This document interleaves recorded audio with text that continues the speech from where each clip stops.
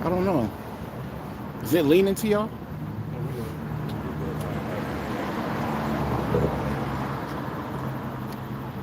It's not leaning on the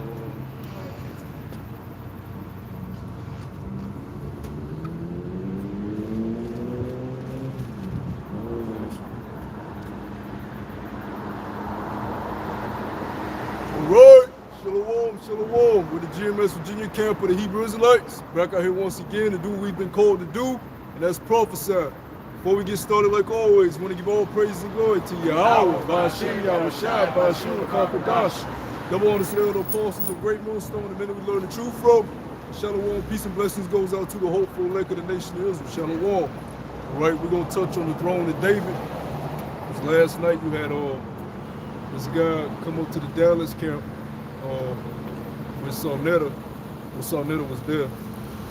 We think it might have been strategically planned, we don't know, but regardless, the guy had a misconception about heaven. And Elder Yashawamba told him that heaven is the throne of David being established. So we're going to expound on that and get some more edification on that, because that last night that camp was edifying. The Lord did that. The Lord brought Sarnetta there. For whatever reason Sarnetta may have thought he was there or went down there for, the Lord did that. The Lord orchestrated that so edification could come out of that for the people that need it. You know, because regardless, we say the same things over and over. We touch on the same breakdowns, but you gotta do that because you still got Jakes out there that ain't woke up. You know, just like Elder Apostle Hall was like, look, they've been broke the rate thing down back in 2013, right? I remember when they did it, watching it live, and the dudes are just now getting, you know, acclimated to that. So you gotta beat it into Jake's head, man. So we're gonna touch on the throne of David and how that ties into the kingdom of heaven, all right? So we'll start with Isaiah the 11th chapter. The book of Isaiah, chapter 11 and verse 1. And there shall come forth out of the rod of the stem of Jesse, and a branch shall grow out of his roots. And the spirit of Yahweh shall rest upon him, the spirit of wisdom and understanding, the spirit of counsel and might, the spirit of knowledge in the fear of Yahweh.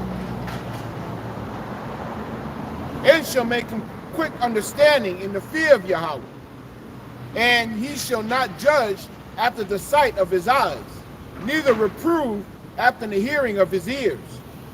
But with righteousness shall he judge the poor, and reprove with equality for the meek of the earth.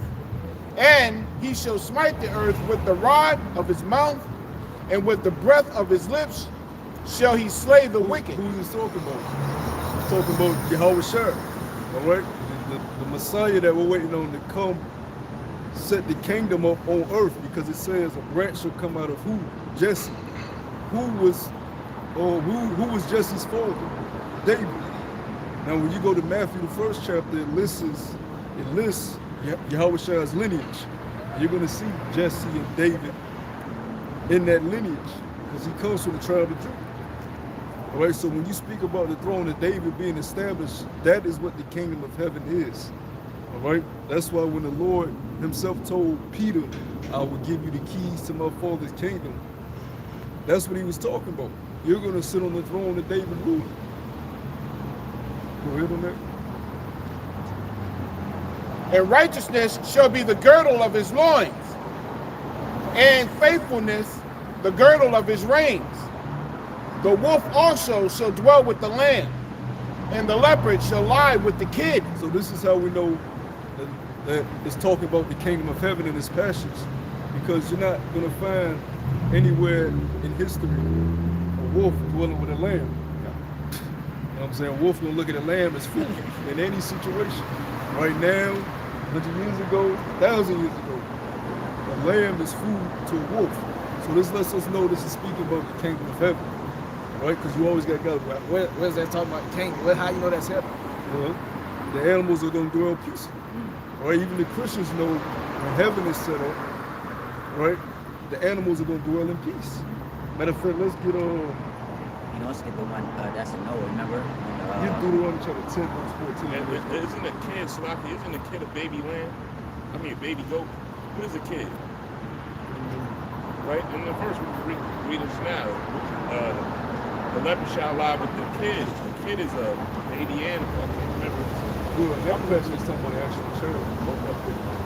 We get Deuteronomy chapter 10, verse 14. What was it? Yeah, I was saying also, I got, you know what I mean?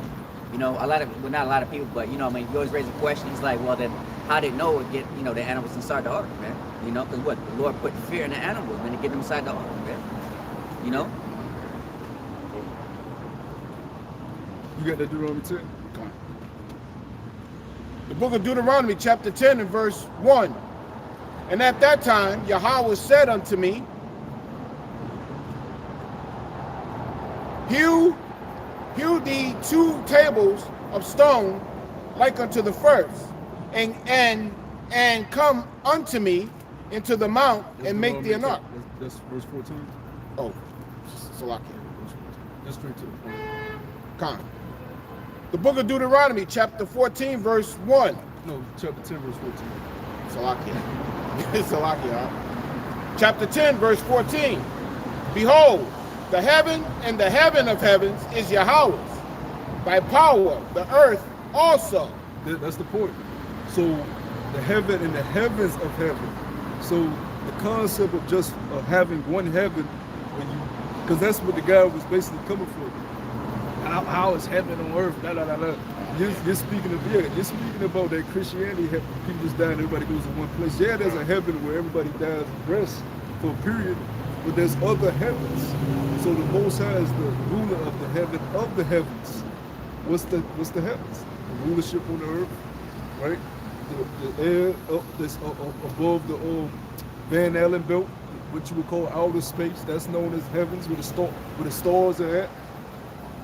Right, the celestial bodies in space, that's a heaven, you know. So there's different levels of heaven. So, yeah, the kingdom, the rulership. Because right now Esau's in his rulership, he's in his heaven. You know, we're in our hell. Right. Yeah, we go back to that Isaiah. I just wanted to make that point. The book of Isaiah, chapter 11, continuing on with verse 6. And the calf and the young lion and the flatling together, and the little child shall lead them. And a little child shall lead them. So this is a clear sign that this is the kingdom, because one of our sons and daughters is going to be leading a full-grown lion, a pack of wild, you know, wolves, just leading them, just playing with them. And you can picture that. You can put that image in your mind and picture a child just in front of a pack of lions. Just, come on, y'all, we're going to play. You know what I'm saying? That's going to be one of the elements of the kingdom. Because right now we have the animals over us. Because remember, when Adam was put in Eden, he had rulership over the animals. The animals, he wouldn't have to worry about a mosquito attacking or a hornet stinging him. He could be like, hey, he had control over him. Sit your ass the fuck down. He could go swimming in the ocean and he got to worry about a shark trying to bite him. With sharks, which that's a misconception. Sharks don't just bite you. No animal just.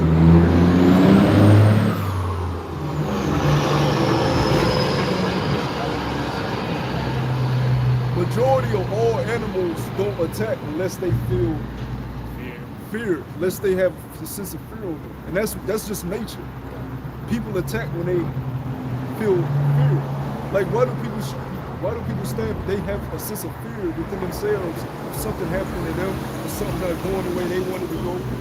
So they act in a way of violence. Animals act and bite you and attack you in a reaction to fear. I'll use a little example. Dogs. They're very territorial. You walk in their territory, they get defensive, not because they think that they're so much greater than you, but that they're scared that you might be trying to run over their territory, take over their territory. So you got a lot of people, because of the curse that's been put on the humans of the fear of animals, you scared of the dog because you think the dog was stronger than you, and really the dog is scared of you. Right. Well, a lot of these animals, they actually scared of you, so they come in a defense. So they're ready for war. But men have been so feminized, you don't get ready for war. You see an animal to take you, that's the curse that's put on you. But really, you're supposed to, men back in the ancient time, what's up? David took down what, a lamb? Yeah, they was, men in the ancient time was saying, what's up? You're supposed to let the animal know, look, I'm the dominant species here. They don't respect cowards. They don't respect you running away. That's why dogs will chase you if you run away and bite the shit out your ass. But if you show them you're the dominant force, and I'm speaking from experience, man, you show them you're the dominant force, they will literally run from you. I'm talking about big ass fucking dogs, Rottweilers and shit, you know, like snakes. They rise up because they're smart.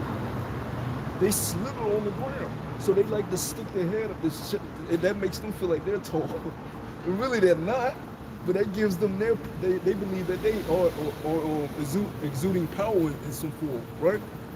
But the curse that's been put on our people is to be scared of creation. And that's really affecting on our people. They don't really fall on Edom like that. Esau can go into wildlife. Sometimes he get attacked, sometimes he don't, but he don't have no problem going in wildlife and really that curse don't really fall on him. That really is fell on the seat of the righteous. Right. So our people are scared of the littlest shit.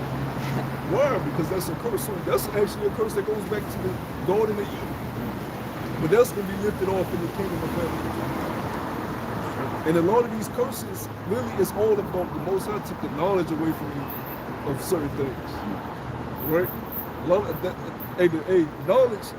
knowledge is a very important thing. If you don't know about something, how do you know how to combat it or come at it?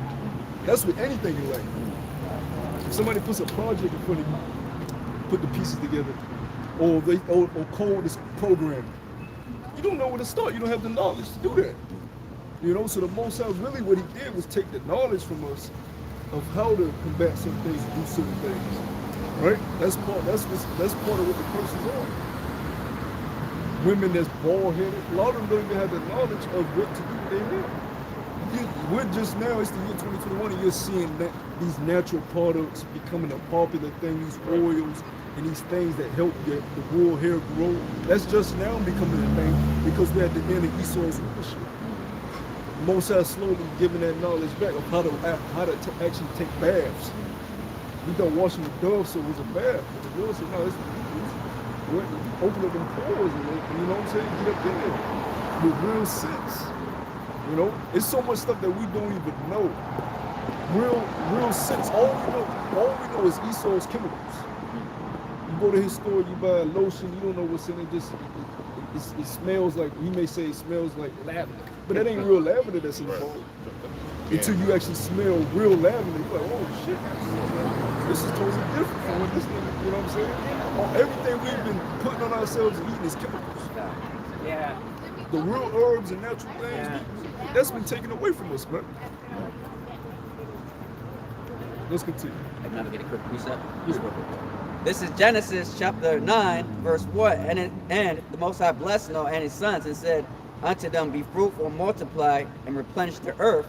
And the fear of you and the dread of you shall be upon every beast of the earth, and upon every fowl of the air, and upon that moveth upon the earth, and all upon the fishes of the sea into your hand, that they, it's like it says, into your hand are they delivered. Water, yeah, see, so the Lord put the fear in the animals. See, it's all of the Lord. So everything was scared of us. From the biggest bear to the strongest lion, dinosaurs, because dinosaurs was on the earth during that time. They were scared of us. They were behemoth and all them. They would just eat the tree, eat the leaf, you know what I'm saying? And chill, you know? It ain't like that during these times. You'll have a goddamn raccoon jump on your ass. And fuck your ass up. I just seen a video of a squirrel. The guy was working in his garage. The squirrel just walked up on him, and jumped on him, clawed him, and died. Shit, yeah, shit. You know what I mean? And he was and Edom was minding, he was working on something, like with a blowtorch or something. That motherfucker jumped up and just started clawing. Shit was funny as hell. I ain't gonna- So part of the righteous rulership is the animals getting back in order too. Everything's out of order under the so-called white. Verse 7. And the cow and the bear shall feed. Their young ones shall lie down together, and the lion shall eat straw like the ox. A lion gonna eat straw, so lions ain't gonna be chasing zebras no more in the jungle. They ain't gonna be trying to chase after other meat. They gonna be good with straw, chilling. You know what I'm saying? Because the real lions are gonna be an authority in that day. You know what I'm saying? The lions of the tribes of Israel, we gonna be the head of the food chain. You know, the lions ain't gonna have to hunt no more. We know God's on word of food. We ain't gotta worry about getting food. We know we gonna eat under them. Yeah. We ain't gotta worry about being hunted. They not hunting us, they letting us chill. You know? All the animals are gonna respect us, because we gonna let them chill and be what they wanted to be. We ain't gonna put monkeys in space rockets and shoot them into space. We gonna let monkeys swing from the trees. I was watching Animal Planet, man. Them monkeys love swinging on. They love nature. They just and they can swing from long distances too. They just it's like they flying in the air. They love it. Yeah, they love it. But you take them and put them in a cage. We ain't gonna do that to them. That would make them. And then also torture them and also use it for experiments. Hey, if I may. So you wonder why they That's don't how shit much at you. Hey, if I may, what happened when you locked Jacob in that 8x10, 6x10 or whatever? You know what I mean? When you put him in that cell. Yeah. You know, you should call it institutionalizing them. But sometimes when the niggas come out even wilder because they been caged like a damn, like the phrase, a damn animal. Yeah, that's not in our law to lock a man up for his life. You got a death penalty, you got a servitude penalty, for just locking a man up for his life. That's inhumane. Yeah. Which shows you the devil is he's a fucking devil. He's a demon. Right. We know what we know you. So-called, we know you now. We know who you are. Yeah. We know you, man. You can't fool us. You trying to get somebody to take some goddamn fake ass medicine. We know you now, man. You gotta come harder than that, baby. Even you got celebrities saying fuck you. So come on, man. You know we ain't with the shit. Yeah. Go ahead, man. I gotta quick reset this real quick. It's Proverbs chapter 12, verse 10. It says, "A righteous man regardeth the life of his beast, but the tender mercies of the wicked are cruel." Exactly. You know what I'm saying? You respect the creation. Now you don't go as far as Gad does with worshiping Mother Buffalo and all this shit. That's why up in Canada now you got a certain reservation. They're chasing their people out into the woods. Gad got to go into the woods because they forcing them to take a jab and Gad ain't with it. So they're forcing them to flee from the reservations, which shows you we're about to enter into Jacob's trouble. Flee the reservations and enter into the woods. But guess what? If y'all start worshiping Mother Buffalo and flee to the Yahweh Shemel Shah, you won't have to be fleeing in the woods with doubt in your life for not taking the jab, right? Yeah. You know? Yeah, you're supposed to respect the creation. You know, don't do animals wrong, but you ain't supposed to worship the animals either. Mother Buffalo. You know what I'm saying? And you wonder why hell keep coming upon you. The Lord said he's a jealous power. Put no gods before him. That's animals are included in that too. Yourself is included in that too. A lot of people a lot of people, their God is themselves. A lot of people love themselves. The scriptures tell you in the last days, people should be lovers of themselves. People love themselves. They want to do shit to make themselves look great, to appease their own lusts, instead of appeasing Yahweh Shemel Shah. You can have many gods before Yahweh. Yourself can be before Yahweh. And he'll fuck you up for that. You ain't supposed to put yourself before the Lord neither. Right. You put nothing before Yahweh Shemel Shah. That's why he says you that should try to save your life gonna lose it. Because you're putting your life before the Lord. His laws, statutes, and commandments come first before you, nigga. Because you ain't shit without his laws, statutes, and commandments. You don't even know how to wipe your ass without his knowledge. The reason why you know how to take tissue and wipe it up your ass is the Lord put the knowledge in man to do so. All the Lord got to do is snap it and have you dumb out here. He could have made you retarded, not know how to wipe your ass. You got people that don't know how to wipe their ass. They gotta have other people wiping their ass. Or you can just bug you out. A lot of people that so-called had their head on right, and all of a sudden they just wigged out. Bug out. Yeah. I know somebody I grew up with. Your mind can be totally gone. Just bugged out. Well, he did that to the king of he did that to Was it Hezekiah? What's the king he had out in the field eating grass? Oh, I know you're talking about. The king of Babylon? Yeah, no, not Babylon. Not it's the Assyria. Yeah, the Syrian. Yeah. I He think brought somebody them out, else's name. had them out there eating grass and shit. Yeah, Man. made him like a wild beast. Yeah, made him like a wild beast. Yeah. So you even having the knowledge of knowing how to take care of your hygiene, something as little as taking care of your Yeah, hygiene. that was King Nebuchadnezzar. King Nebuchadnezzar? Yeah. Yeah, I thought it was Babylon. Oh, okay. Yeah. So yeah, you know what I'm saying? You as something little as taking care of your hygiene, the Lord can take that away from you. So you put your life before the Lord, you're a simpleton. Because your life ain't shit. And that's why like now I have been learning more and more now, and I'm comfortable with it now, knowing why these people get put to death the way they do. These people aren't shit, man. They are totally wicked. I've seen people lined up to going to grown as adults lined up to go into a Halloween store. I have no mercy. I won't shed a tear for none of you motherfuckers out here. I don't give a fuck about any of you, man. Straight up, it's like that. Yep. Why? What is your purpose? That's a good question. What is their purpose? I shoot the shit with y'all and I can work, so I do what I gotta do to get through this pilgrimage. Other than that, y'all life ain't worth shit, man. In the eyes of the Lord, thus said the scriptures. He said your life is as you know. No, he said it's like a wind. He said it's like a speck that passes away. Yeah. He said you're like an ant to him, you know? You just step on ants. You don't respect ants. You step on them. That's how the Most High look at you, man. So who are you to put yourself on any type of pedestal, man? It's like I go back to saying, look, it's so much we don't know about just this life that we're living. We have not learned anything here. When you go into how much there is on the earth and how to do things, there's so much knowledge that we lack on just how to live, from hygiene to music to conversation to proper etiquette, how to deal with one another, self-control, not overindulging in shit, how to eat properly. You know what I'm saying? Just base shit. How to take care of your health. Yeah, I just like to add on, it's like add on for you. I mean, that's why the scripture says what? Be content. Like I said, don't ask for too much riches or don't ask for. But in America, like I say they don't appreciate shit. I say they can have the best of everything, and they still feel unappreciated, man. Yeah, you don't want too Not much. thankful. Why is that though? You don't want too much in the devil's kingdom, because everything in the devil's kingdom is corrupted. Now in the kingdom of heaven, which is what we're going into, the throne of David, we're gonna get too much. The Lord is going to overindulge us of everything that our hearts can desire in righteousness. But why is that? Now everything's in order.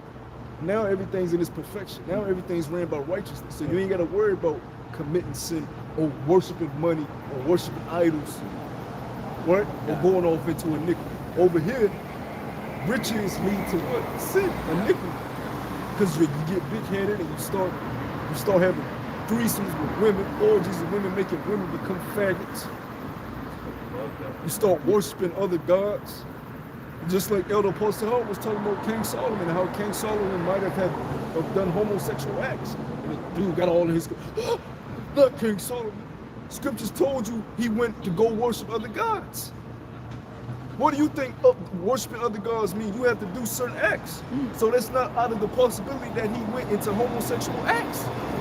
What do you think they do in these rituals, man? When they worshiping Baal and Molech and all these goddamn deities, they do homosexual acts and all type of other wicked acts. That's why the Lord was so mad at them. And that's why these Freemasons uphold King Solomon's knowledge, and a lot of these pagans uphold King Solomon's left-hand knowledge, because King Solomon had knowledge of everything, but he went on the left-hand side with it. That's why he came as Yahweh Shah, right? To amend all that. Because he didn't just die for our sins, he died also for his sins. That's why when he was here, he told his disciples, why he called us thou me good? Only thy Father is good, which is in heaven. Because he understood his past reincarnations and what happened. He understood he fell as Adam. He understood his life as Isaac. He understood his life as Solomon. He understood in his flesh we are nothing. Even though he lived a perfect life as the Messiah, he still understood, look, in his flesh, that's what he wanted his disciples to understand. Don't call no man good in the flesh, because in the flesh we are nothing. Until the Lord give us the glory. Now he sits on the right hand of the Father. So now he's got the glory, you know? Verse 8. And the suckling child shall play with the hole of the asp. You got a lot of these guys, man, too, man. A lot of these fake tough guys that talk, I wouldn't be gay, I wouldn't be. You don't know what the fuck you would do. Why do you think all these celebrities, these niggas you worship, Jay-Z, LeBron, all these niggas, why do you think they've done homosexual shit? You thought they were just, that's just something they wanted to do all their life? When you show them riches and everything that you dreamed about in front of you, you don't know what the fuck you would do. That's why the brother just said, be content with what you got. And you gotta have the Lord's mercy on you too. Yeah. Because if you out here in darkness, you don't know how low you will get out here, man. You get tired of talking to these guys, oh, I ain't no snitch, I ain't this, I ain't this. Y'all niggas don't have morals or principles, man. I grew up around all you jakes in the hood, man. Y'all niggas have no principles. You turn on each other, you stab each other in the back, you lie to each other's faces, you steal from each other. If you don't serve Yahweh Shem, you have no moral ground to stand upon. I don't hear nothing about no street code. I don't hear nothing about no real man. If you don't serve Yahweh Shem, you're not a real man. Because you got to be born again. All this fake ass shit has been propagated in Esau's kingdom. This nigga gave you street life. That ain't what you came up in. In the 60s and early 70s, you niggas had them disco pants doing the goddamn Soul Train dance. Esau handed you the street life, man. You ain't come on them slave shits banging crip and blood, man. That's why Jake gotta be destroyed. Because it ain't no saving these niggas, man. It's 2021, these niggas still in this dumbass nigga culture, man. Getting worse by it. Right, I'm talking about grown ass niggas. Oh, You understand the young niggas that they brain is fried. They fake, they got TikTok, they got it, you know what I'm saying? I couldn't imagine growing up in that time, you know what I'm saying? Because MySpace was enough. You imagine growing up in middle school with TikTok, Instagram, or having all these devices, having all these smart devices to your disposal? These niggas beefing over internet shit. When it would do to your brain? But just what it does to your brain, man, because it defiles the images of these kids and the young women and men that come up, because the brain is still developing. You're learning at those ages. And what are they being taught? Oh, I need to do this to be seen. Oh, I need to do this to be looked. Oh, I need to dress like this. Oh, this is what's cool. That's why a lot of them are going to be destroyed. That's why a lot of these young generations, they were born just for the missions. And that's why I get so mad at the older guys, because y'all niggas you have no excuse. That's why the church just says what? This is a generation. It's like a roughly paraphrasing. This is a generation that seeketh the sign, but they can't find it. Roughly paraphrasing. And Jacob always been wicked. When Moses went to go get the covenant, what were these niggas doing? Homosexuals at the bottom of the mountain. At the bottom of the mountain. These niggas were homosexual acts, worshiping Moloch. They took the gold they got from Egypt, built the golden calf, put it on top of these stones that still exist over there in Saudi Arabia to this day, was carving all on the stones. So these are the type of niggas we're dealing with, man. The same niggas that got a big ass, that got nothing but abominable foods on the Thanksgiving table. High cholesterol, death food, and call it soul food, but it ain't even good for your spirit. All it do is give you the itis. Ain't nothing beneficial on that shit. The most vegetables they got is goddamn string beans. It's ham. Then they got the nerve Get the hell out of here. ask the Lord to bless the food that the Lord told you not to eat. You know, we got to say grace over food.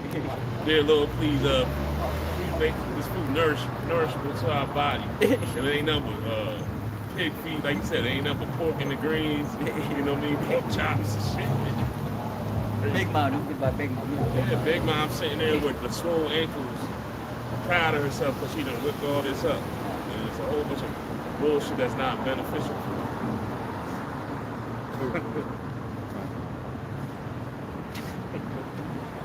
And the suckling child shall play with the hole of the asp, and the weaned child shall put his hands on the cockatrice's den. They shall not hurt nor destroy in my holy mountain, for the earth shall be full of the knowledge of Yahweh Ba'ashem They should not Yahushua. hurt the holy mountain. What's that? The government of the nation of Israel. This is the kingdom being established on the earth. And he said, what? They should what? And they shall not hurt nor destroy in my holy mountain, for the earth shall be full of the knowledge of Yahweh Ba'ashem You Yahushua. motherfuckers in Korea. You know, I was watching live stream in Korea. I just like watching live streams of other countries on YouTube. And all of them got the mask on outside. All the groups, they just in a big commercial area, malls and businesses, they all outside with masks. Heathens. Good. They gonna be filled with the knowledge of Yahweh Shah. The groups you see today will not be the groups you see in the kingdom. They gonna be totally different. The Elamites you see today will not be the Elamites you see in the kingdom. They gonna carry themselves totally different. They at least gonna try to the best of their ability, but they gonna be totally different. They gonna have to, because if they don't, the gods that's now ruling the earth is gonna fuck your ass up. Because one thing we gonna be made like the angels. It's just that we gonna have celestial and terrestrial bodies that's gonna be glorified together. But see, being like the angels, I mean like we're gonna carry out the Most High's will to the full extent. The angels, they don't play about the Most High's will. So we're gonna enforce the laws of Yahweh Shah to 144,000%. So we tell you to do something, you don't do it, and you fuck up, we gonna fuck you up. We gonna squid game your ass. Cause hey, I wanted to do a video on it, but you can't because you know they're gonna take it down. That whole squid game shit was based off the Rothschild, man. Oh yeah. That whole shit was based on even one of the final episodes when they sitting and I didn't even peep this shit. I was mad as hell. You see those shit? You know, the whole shit is based on Illuminati Rothschild shit. But Checkerboard and everything. But we is that? Yeah. So we gonna do you worse than that. Cause you know that's what they doing now. Oh, you know. The throne of David is gonna be established. For the earth shall be of the Salakia. For the earth shall be full of the knowledge of Yahweh Ba'ashem Yahushai, as the waters cover the sea. And in that day there shall be a root of Jesse, which shall stand for an ensign of the people. To it shall the Gentiles seek, and his rest shall be glorious. And it shall come to pass in that day that Yahweh shall set his hand again the second time to cover the remnant of his people, which shall be left from Assyria, from Egypt, from Pathros, from Cush, and from Elam, and from Shinar, and from Hamath, and from the isles of the sea. And he shall set up an ensign for the nations, and shall assemble the outcasts of Israel, and gather together the dispersed of Judah from the four corners of the earth. This is what it's talking about as we enter into the kingdom. The dispersed of Judah is going to be gathered, right, from wherever they're scattered. But the main deliverance will be where? From America.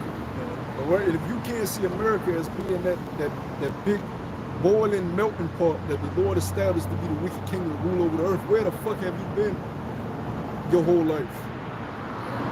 The world reserve currency has been the American dollar, you idiot.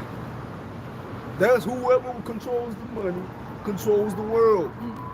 You control how things are moved. Nothing goes into a country without it being converted for what? The reserve currency. And just to back up, somebody said, you know, control the bank. Just look at your central bank. Who owns the central banks around the world, man? Yeah, and they all answer the rule.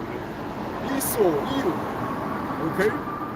And they all get, even the banks, when you go down to the banks, it's just like any business. They get guidelines, the regulations they have to run their business by.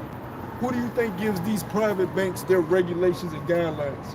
The big central banks that's owned by Esau, the Federal Reserve, the BIS, these big central banks. It's known as the in the Game of Thrones, the Iron Bank. All right, in the Game of Thrones, everybody was fighting for the throne, but guess what? Everybody was in debt to the Iron Bank. The Queen of Dragons, the King of the North. They all had the answer to the Iron. They also like, hey, shit. It didn't matter who you were. You went to the Iron Bank, they was like this. They didn't give a fuck who you, if you had dragons with you or not. Motherfucker, you gonna pay up. Right. Yeah. So that shows you if you control the currency, you control the earth. Did not the Lord tell you render unto Caesar unto Caesar? Why did he say that? Because Caesar was in control. We can drop that because the main point I wanted in that was that the root is coming from the stem of Jesse, all right, out of Jesse's line. Right? What did that call for? Oh, yeah, you want to look at the first chapter? Let's get Ezekiel. Ezekiel first. All right. This is Ezekiel 37, starting at the top.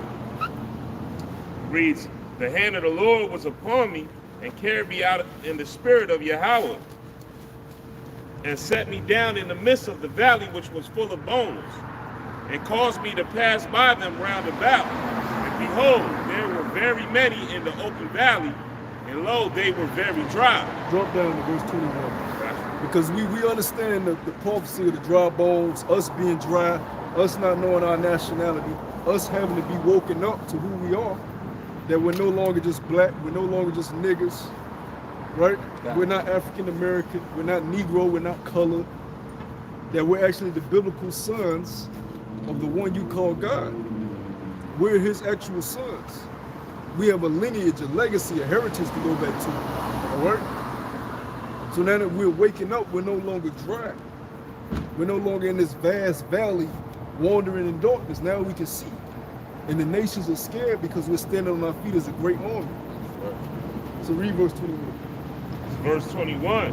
And say unto them, thus said Yahweh power, behold, I will take the children of Israel from among the heathen, whither they be gone, and will gather them on every side, and bring them into their own land. And I will make them one nation in the land upon the mountains of Israel, and one king shall be king to them all, and they shall be no more two nations, neither shall they be divided into two kingdoms any more at all. So southern and northern Canaan will come back together. Northern Canaan gonna stop being so goddamn effeminate. They're gonna rise back up to the warriors they once were. Southern Canaan gonna start being so goddamn destroyed. They're gonna get their mind together and come together. This is gonna happen in the kingdom. But this is the throne of David being set up, which also is just what was the foreshadowing of the throne of David? The tabernacle with Moses. Because when you further read in Revelation, right? Matter of fact, hold that real quick. Give me Revelation describing the gates, the 12 tribes. Chapter 21. What is it called? Oh, he's gonna get it. Because the kingdom itself, its whole structure and design is the same structure how the tabernacle was built in the wilderness. Because that was a foreshadowing of us being a nation. Because remember, all of us dwelt in the tabernacle together. Everybody had their allotted portion of land amongst the tabernacle. 3 tribes in the west, 3 tribes, you know what I'm saying? 3 tribes on the north, 3 tribes on the south, 3 tribes on the east. You know? Let me know what you got. I find it better in this one.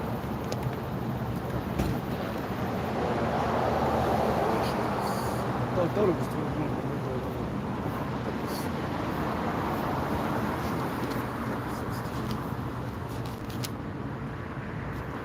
It's 21. Well, that's 21 and like 11 to 12. Revelations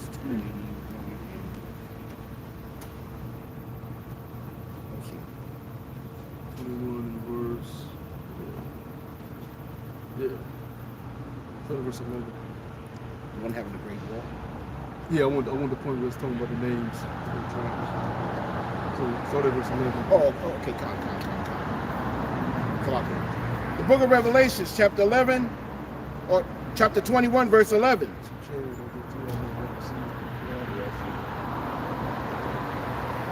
Having the glory of the Most High, and her light was like unto a stone most precious, even like a jasper stone, clear as crystal, Yeah. and had a wall great and high, and had 12 gates. At the gates 12 angels, and the name written thereon were the names of the 12 tribes of the children of Israel. So let me know what gate is going to be for Moab. What gate is going to be for Edom? What gate is God, we ain't got the nations now. Yeah, the Elamites and the Ishmaelites and the Japhites and the Hamites. Where's their gate at? Since they're going to be in the kingdom. And you can come on, you can come. But you got to enter through your gate. Right. So y'all can come be in the kingdom, but make sure you enter through your gate. If you can't find your gate, we going to put you to death. You know what the golfer's gonna say about what? We've been so-called grafted in. Nah, it don't work like that. A lot of, if I may, a lot of Christians do not believe in the scriptures. They believe in Christianity. They don't believe in the Bible. Because a lot of times when the Christians try to debate us, they'll try to go off their vain opinion. A couple times they'll say, put the Bible down for a second. No, what you mean? This is what we live by. You know what I mean? They don't use the That's Bible. No, I was just saying, that's why they don't believe in the end time prophecies. That anybody can make it. You know, Isaiah has an end time prophecy where if anybody get caught eating the rabbit or the pork or the pig, you know, they're doomed. It's damnation. But yet the Christians will still say, oh, nah, the law is done away with. We can eat pork. You know what I mean? That's an end time prophecy. You know? Same like the brother saying, there's 12 gates for the nation of Israel. They say nothing about none of them other nations, you know. And it's just funny that those Christians like this, like I said, just a moment ago, I say, like I said, they just come up with their own imagination. It's like they come up with their own imagination. So if they don't got no evidence, that's why they just say what's spiritual. Oh, yeah. And spiritually maybe Judah, or spiritually maybe Gad. The Edomites were done away with. You know, they just add it. I mean, that's cool too. But you can say that, but you got to deal what if you say that? And how do you prove it? You got to fit them curses. So you can say you're spiritually from a tribe, but you better fit them curses. Because if you don't fit them curses, then you're not from the tribe. So it don't work. You can't just say because even we say we're from a certain tribe, but we do that by faith. Because we know exactly what tribe is. You feel it through the spirit, but we know we fit the curses. So that proves we're Israelite off the bat. These heathens don't fit the curses. So you can't just say I'm spiritually. Well, what ship did your forefathers come over here to Babylon? Where's your women bald-headed at? Right? Yeah. Where's your men lying on the head of every corner like a bull in a wild net, like a wild bull in a net? Where's your brothers murdering each other? Yoke of iron. Where's all these curses that? Oh, you being the tail and they being the head. You being the borrower, they being the lender.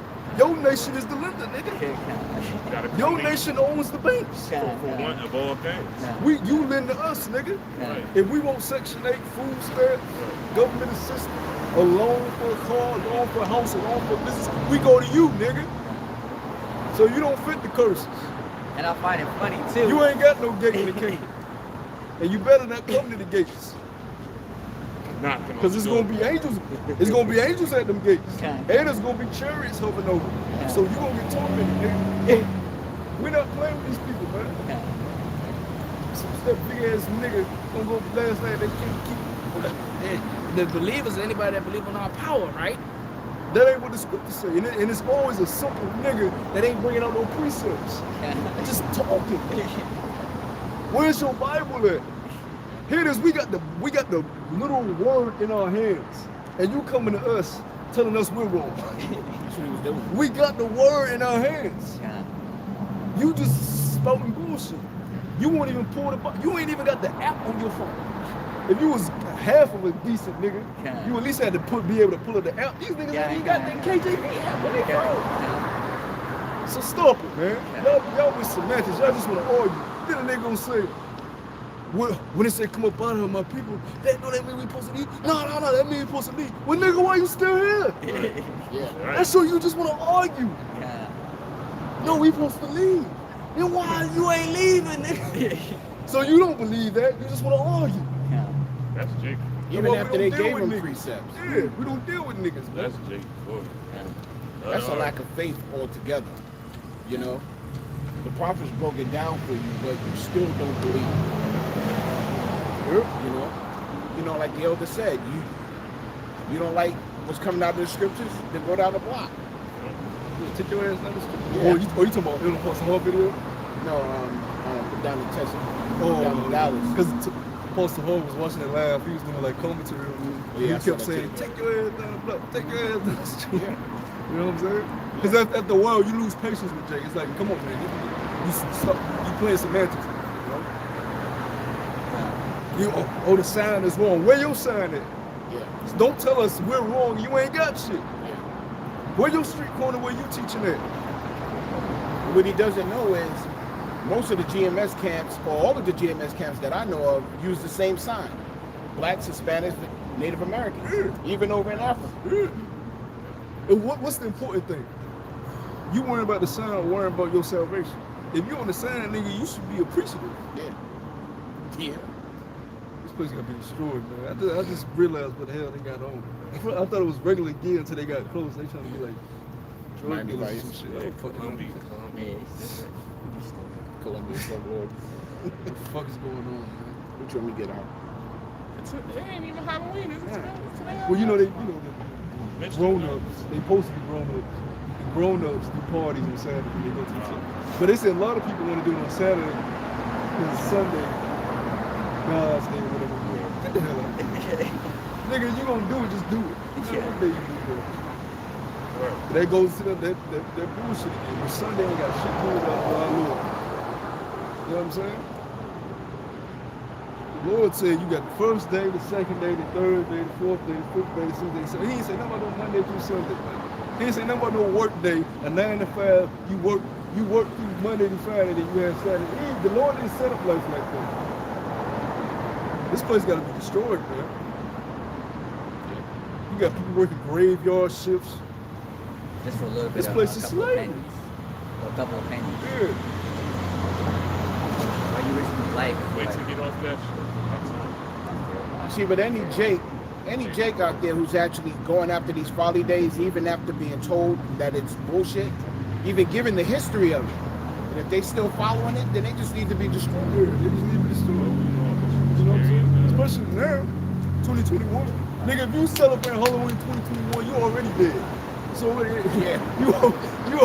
you already dead. We're just waiting to see your corpse. Because you're totally out of here. You're totally oblivious to everything that's going on in the world. If you got time to stop and carve out a pumpkin right now and put a costume on you and your child, your mind is totally depleted. You totally have no clue of what's going on. You're blocked out from reality. You know?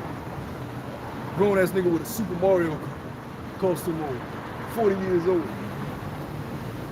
They would actually go and get a costume before they put food in their cupboards. Right. And this that's just how whole sick they are. season is just a season of falling. From Halloween we going to Thanksgiving. Thanksgiving we going to Christmas. It's just a whole season of distraction. And this is gonna be the perfect season for this devil to bring shit upon y'all while y'all distracted. More and more restrictions, more and more crackdowns. Inflation. Yeah. More and more inflation. And now mind you think about it. Like I said, people are already be further that by buying shit that they really don't need. What causes more oppression? Yeah, and you got these simpletons. Dumbass. They hyped about having crypto. You got Facebook just changed their name to Meta, and they have a concept now where you're gonna be in the metaverse. Yeah. And everybody has an avatar. God. So let's say you get off from work and you get on your couch. Okay, I'm ready to go into the metaverse and leave reality. You pop up in there with a fucking. You could be a giraffe. This person can just be themselves. This nigga can be a monkey. And you in the club. Oh. You chilling. You interacting, right? Yeah. You spend shit with what? Currency, Facebook currency, whatever. No, it's gonna be crypto. They already said it's gonna be crypto. It's a video. They already got the whole. It's an hour-long video of them describing the metaverse. You're gonna buy things in this world with the cryptocurrency. So why they being distracted? They're setting up this whole shit. Which what is that leading into? The social credit score system, which already is instituted in China. That's why they had this thing about cracking down on Facebook, because they're going to be you get this amount of crypto. You get good action today, right? You get to do this. You get a good deed in the metaverse. You get a good, you know what I'm saying? Here it is, these people are hype about living in a fake world, using fake money instead of wanting to live on the real earth. Meanwhile, the whole earth is being destroyed. Yeah. Real life that's in front of you is being destroyed. That's gonna give more reason to be comfortable staying in the house. People already don't know how to talk to each other. Yeah. People already don't know how to communicate with each other. Yeah. Because for one, this society is based on what? Lies. They tell you can't even have religion in the workplace. What the fuck? Faith is supposed to be the foundation of a society, of a village of people. That's your principles, that's your guidelines, that's what makes you a people. So if you say we can't talk about religion, then everything you're talking about is vanity and pointless then. Because this dude can be atheist, this dude can be Buddhist, but we're talking about the football game though. So you're putting on a fake front for them, they're putting on a fake front for you. Because when it really starts talking about real issues, then that's when the horns come out. Motherfucker, fuck you, you're a racist, fuck you a hater. Oh yeah, mind you. Like I said, mind you. You know what I'm saying? Yeah. Like mind you. But it was But cool. that's real. You see that though. But it's the same nigga that was giving you his biscuit at the park though. Yeah. And Tyrone, you want an extra biscuit? Now mind you, like I said, they already got this little thing called VR chat. Like I said, if you bought a little Oculus Rift, on Amazon was like $300, you put it on, they got a little VR virtual chat. Like I said, same thing you got, but of course it's not gonna be like the metaverse, but it's kind of like a little beta version. Well, that's in there too. Yeah. Mark Zuckerberg was describing how part of the elements putting that VR shit on, and you actually leave it because within the metaverse, this is how crazy it's a game within a game. Because you leave and go into the shit, and you can actually play video games while you're in the game because it's a game. Yeah, Really. yeah. So you clock They in did 2K. and you walking in the shit. They got the Resident Evil. Remember on 2K they used to do that? Yeah. You can sit down and play 2K Oh, yeah. on 2K. See, but this is different because it's like you meet up with let's say you in China and I'm here. We meet up on the metaverse. Hey, what's up, man? And we in the area. Oh, you wanna go play Mario Kart? Yeah, She said, let's go to Mario Kart. Yeah, we walking in the shit, and we get into Mario Kart. And you by that time. But in real life, you on your couch with a big ass shit, you like Gaining weight, getting fat as shit. you got chips on you. You got chips all on your mouth. You got chips on your. You know what I'm saying? Sitting Somebody there walk in your in. drawers. You just That's bugged real out. smell though. All jokes aside. You know what I'm saying? You got this shit on, you Walk wilding around out. with a cotton robe with puffs on Yeah. it. But that goes into what? Because in Demolition Man, they showed you how they want to do it with sex. Yeah. You put the shit on you. She was like, oh, and this nigga was like, what is this shit? Yeah. He got freaked out. But he was getting freaked out because he was like, oh shit, I feel it. Yeah. So Wipe this his ass with seashells. Yeah, because they can actually do shit like that though. Because all it is triggers of the brain. Yeah. Why do people get addicted to porn? It's triggers in the brain. All right, when you look at an image in porn or anything sexual, that's how you know it's really demonic. That image is stuck in your subconscious. That's why when you do something, it just pop up out of nowhere, and it gets people that's addicted to certain scenes. They go back to straight watching. Right? That's why you have to overcome those addictions. See, Esau, he can cause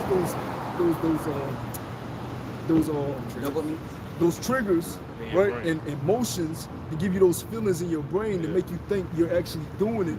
And you're like, oh, because when people are masturbating to porn, you're not having sex. Right. But your brain thinks you're having sex because oh yeah, big Keisha. Yeah, Keisha, throw it back. Keisha, oh yeah, got on the cotton, Keisha. Yeah. But your brain, you don't realize the damage you're doing to your brain because your brain actually thinks it's fucking big butt Keisha. So now when you go with a real chick and you have real sex, you can't get it up because your brain is like, hold on, this ain't how we get off to it. Hey, Keisha. Yeah. But we used to, looking at it this And the regular chick, most time body ain't looking like. Yeah, body don't it look like like that fake shit. You know what I'm saying? It's hold on.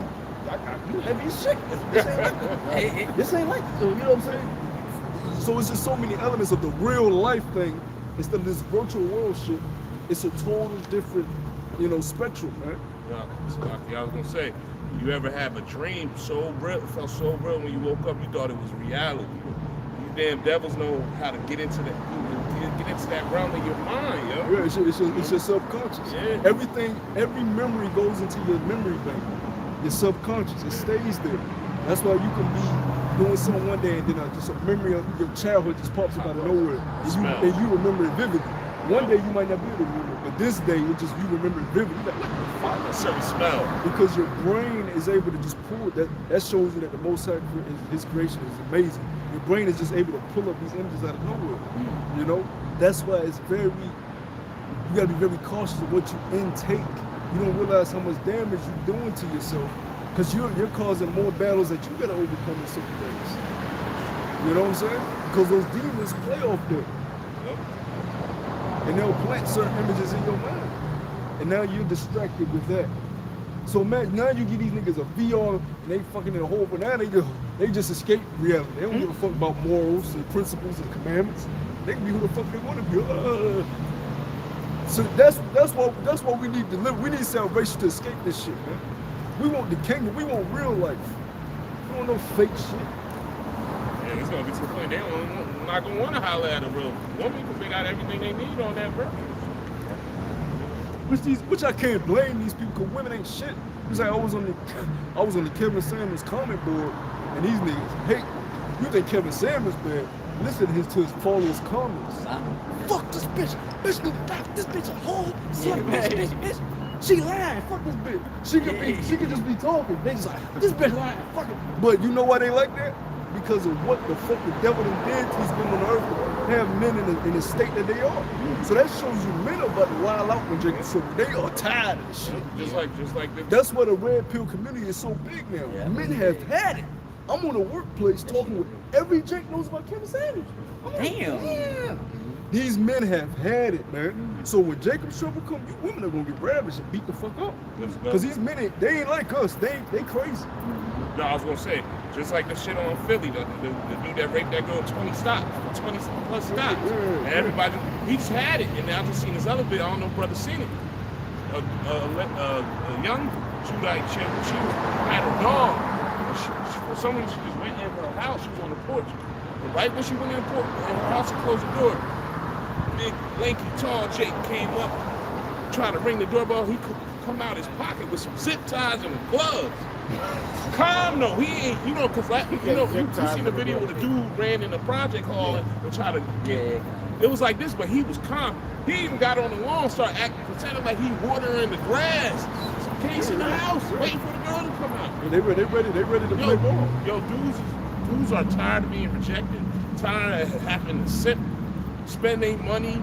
You know, think about all the stuff that men do just to try to get a whiff of it.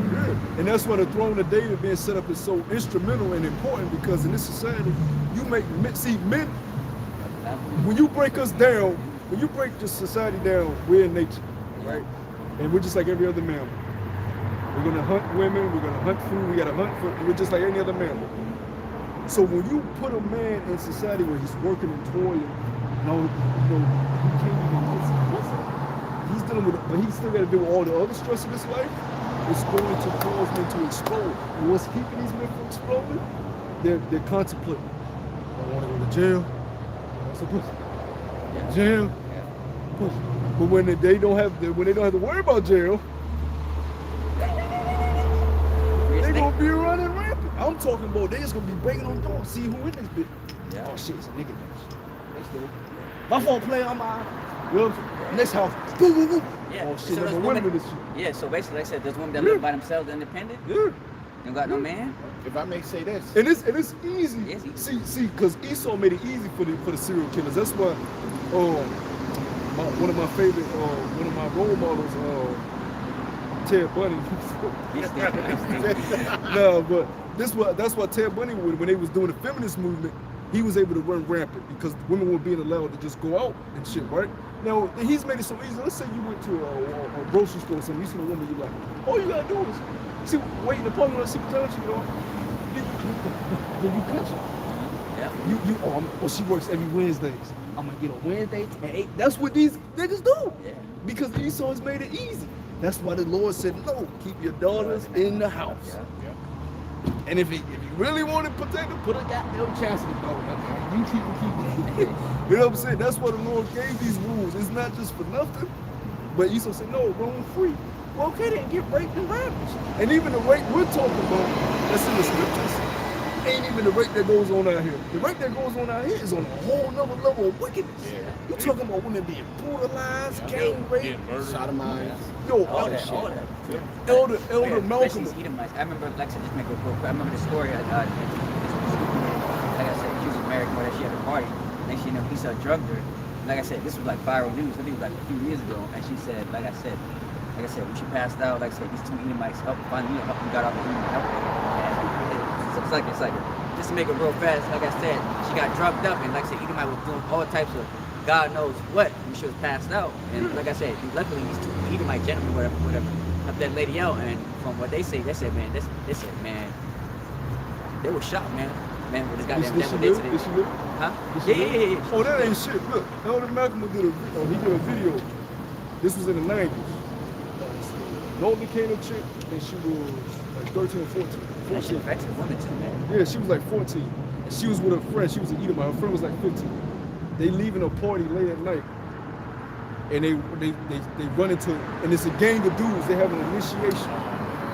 They're jumping a new dude into the gang. But these two young women, 14-year-old, 15-year-old, are walking late at night from the party on the railroad tracks. And the dudes see the Edomite chick. They grab her, bring her down, and she hears her friend screaming. So the northern lady, she was 14-year-old, she runs back to get her friend. They get her, grab her. Now when they arrested one of the dudes, he described every graphic detail. He said at least during the whole duration, it was two men on one of them at each time. One dude was saying, "Oh, I got virgin blood on." He said by the time we was done with it, it was all wet and loose. These were young women they did this to, ravishing, right? Then they dragged them to the woods.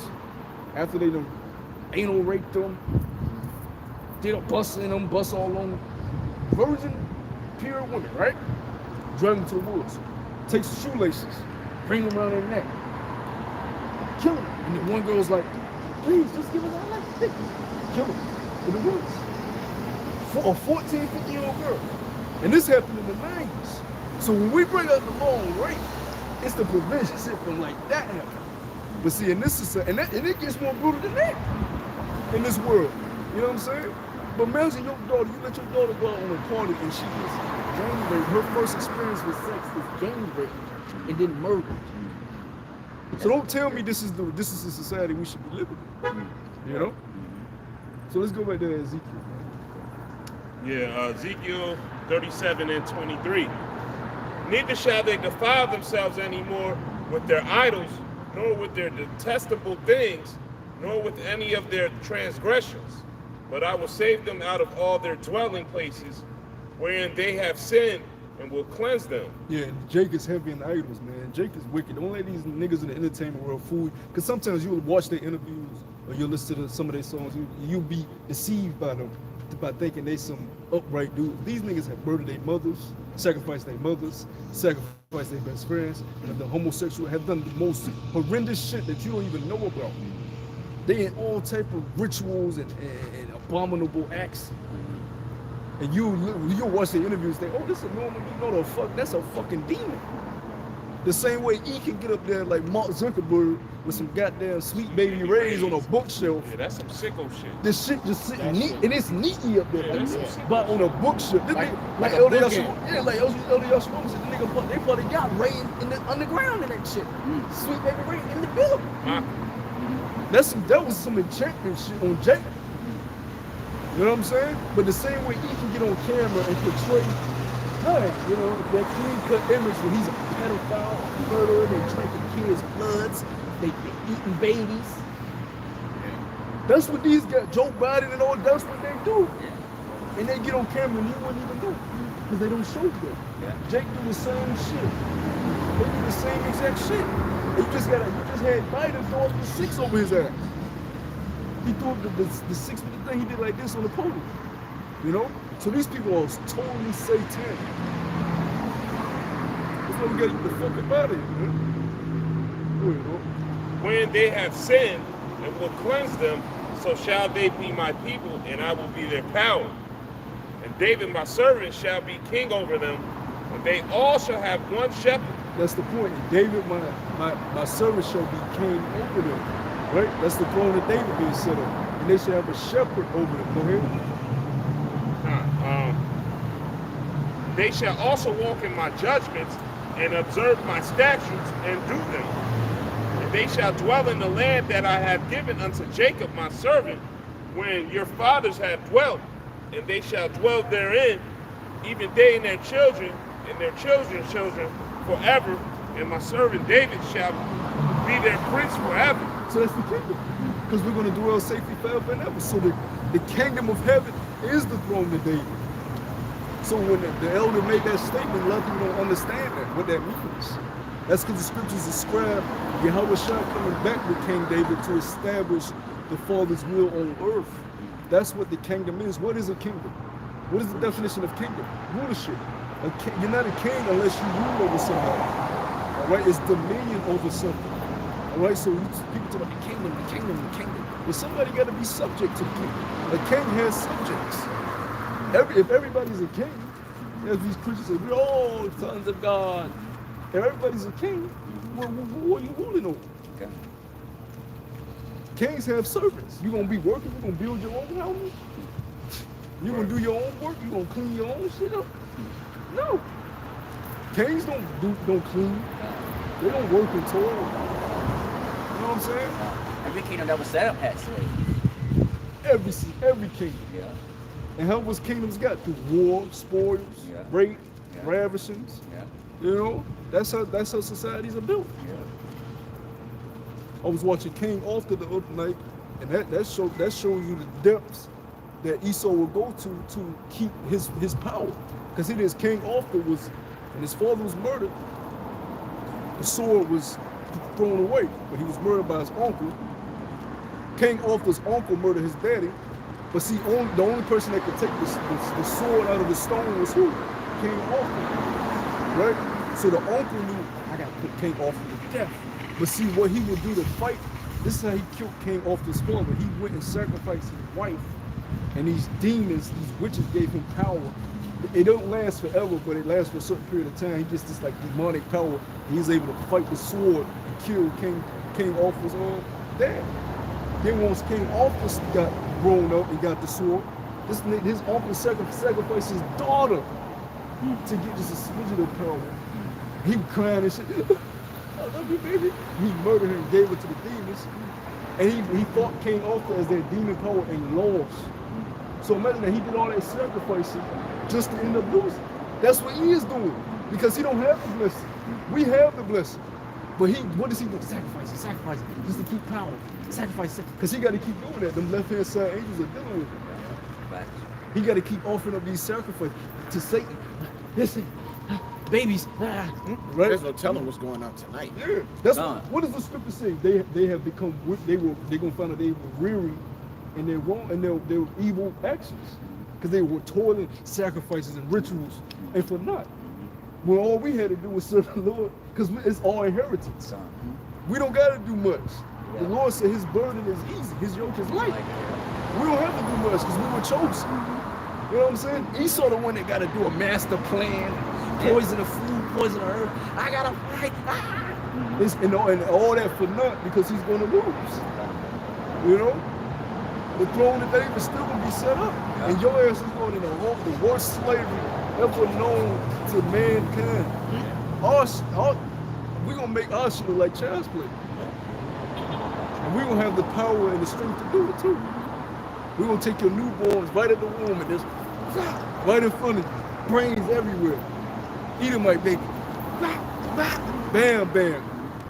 That's that little one's into stone. Into stone. Hey, that's prophecy. They get it to us. They're going to be done away with after 1,000 years in the kingdom. Who gives a fuck?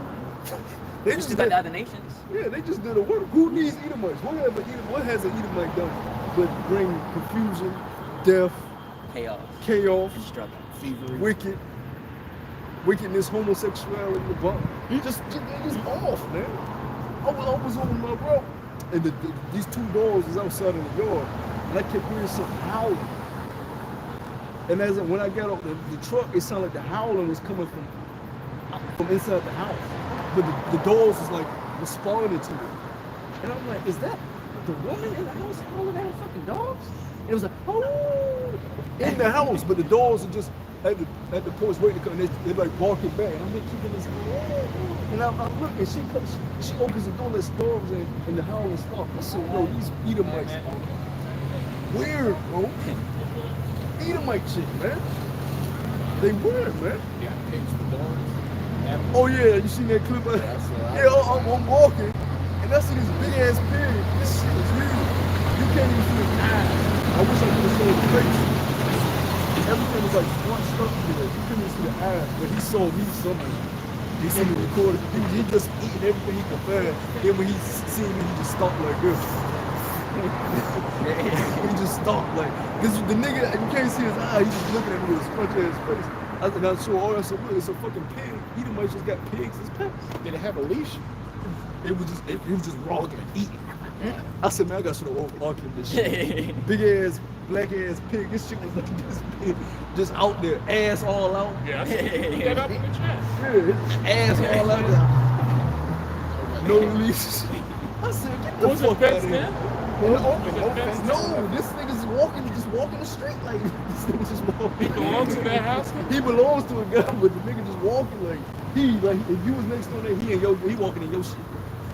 Just chilling. So you And this right over here? No. This is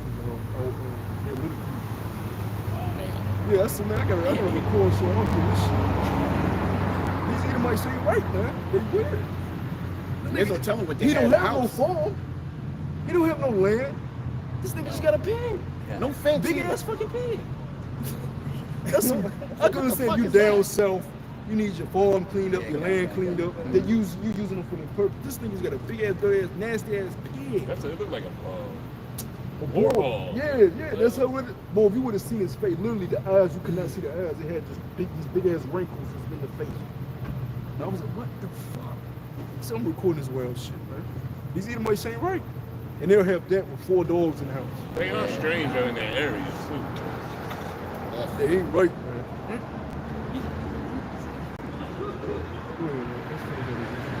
Yeah, continuing on, Ezekiel 37 and I'll start at 26 again.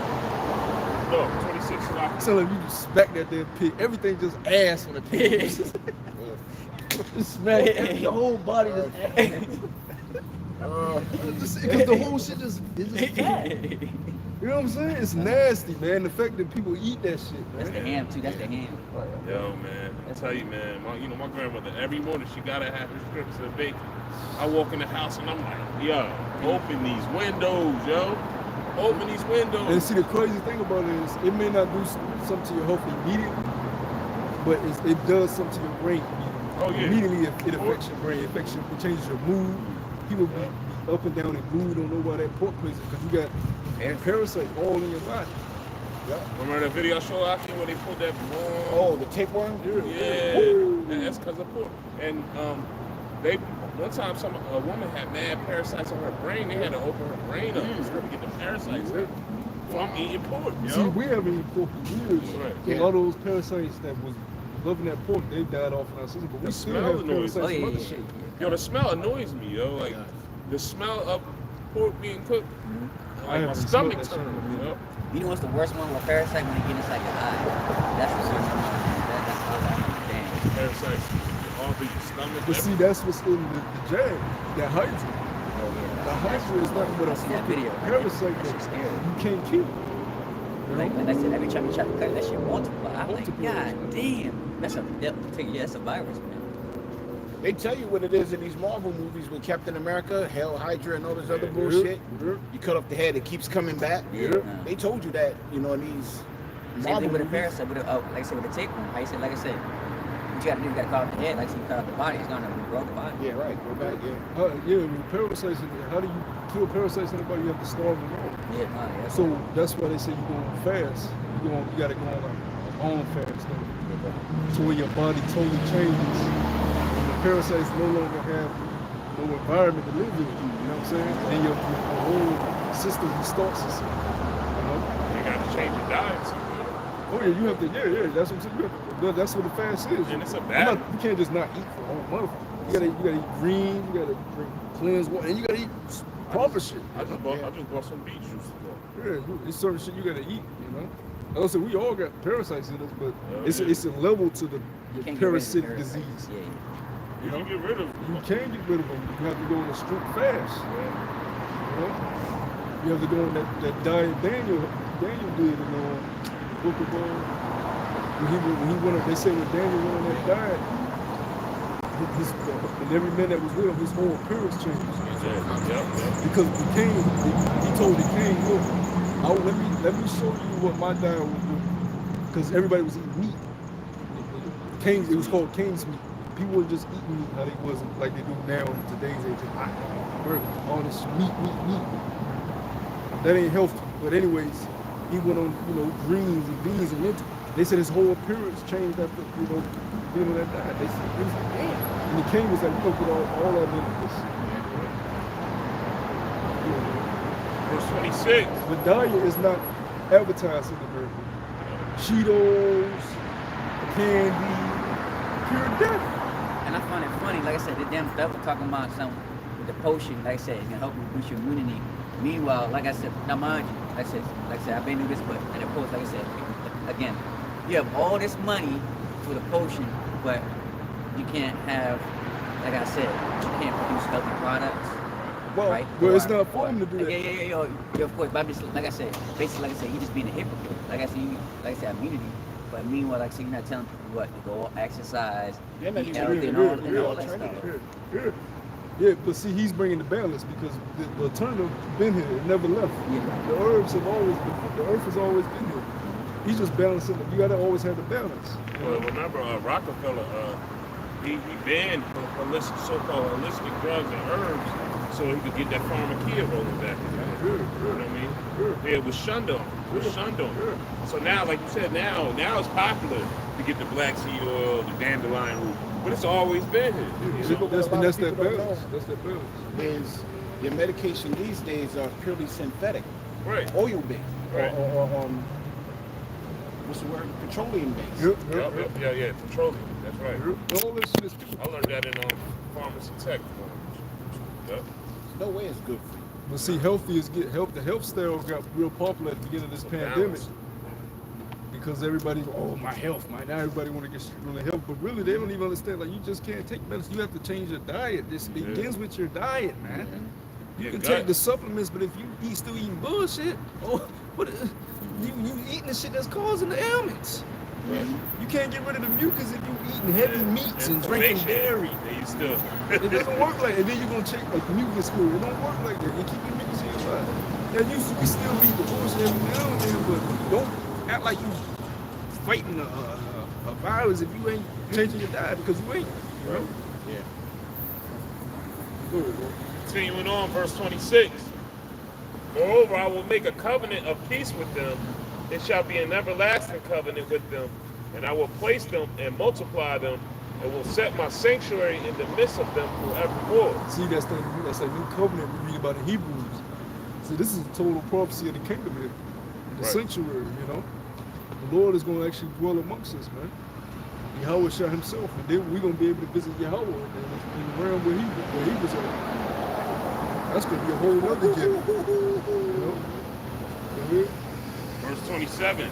My tabernacle also shall be with them. Yeah, I will be their power, and they shall be my people. Hey, I might be like, you know how Goku always used to be. This guy used to be, what's his name? King Kai. No, Okami. The black guy with the big. Oh, it's a Poco. Yeah, he used to hang up there with him. I might just go hang with him high for 100 years.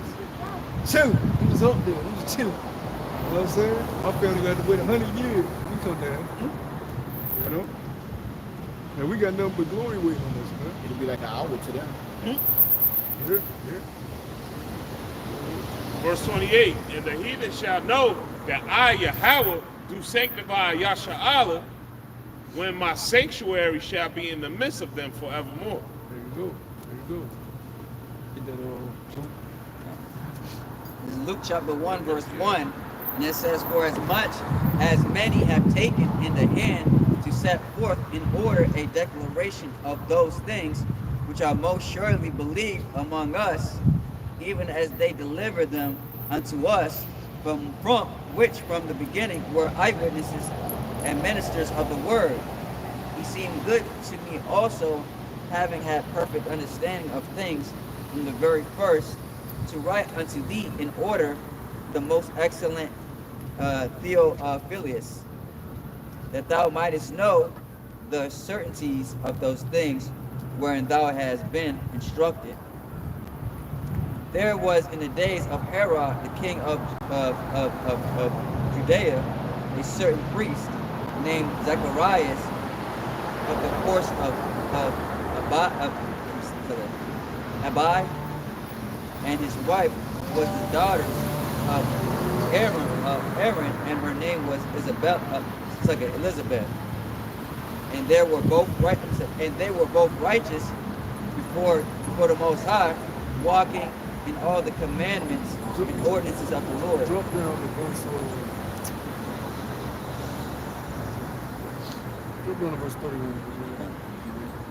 Luke chapter 1. Verse 31, it says, and behold, thou shalt conceive in thy womb and bring forth a son, and shall call his name Yahushua, and he shall be great and be called the Son of the Highest.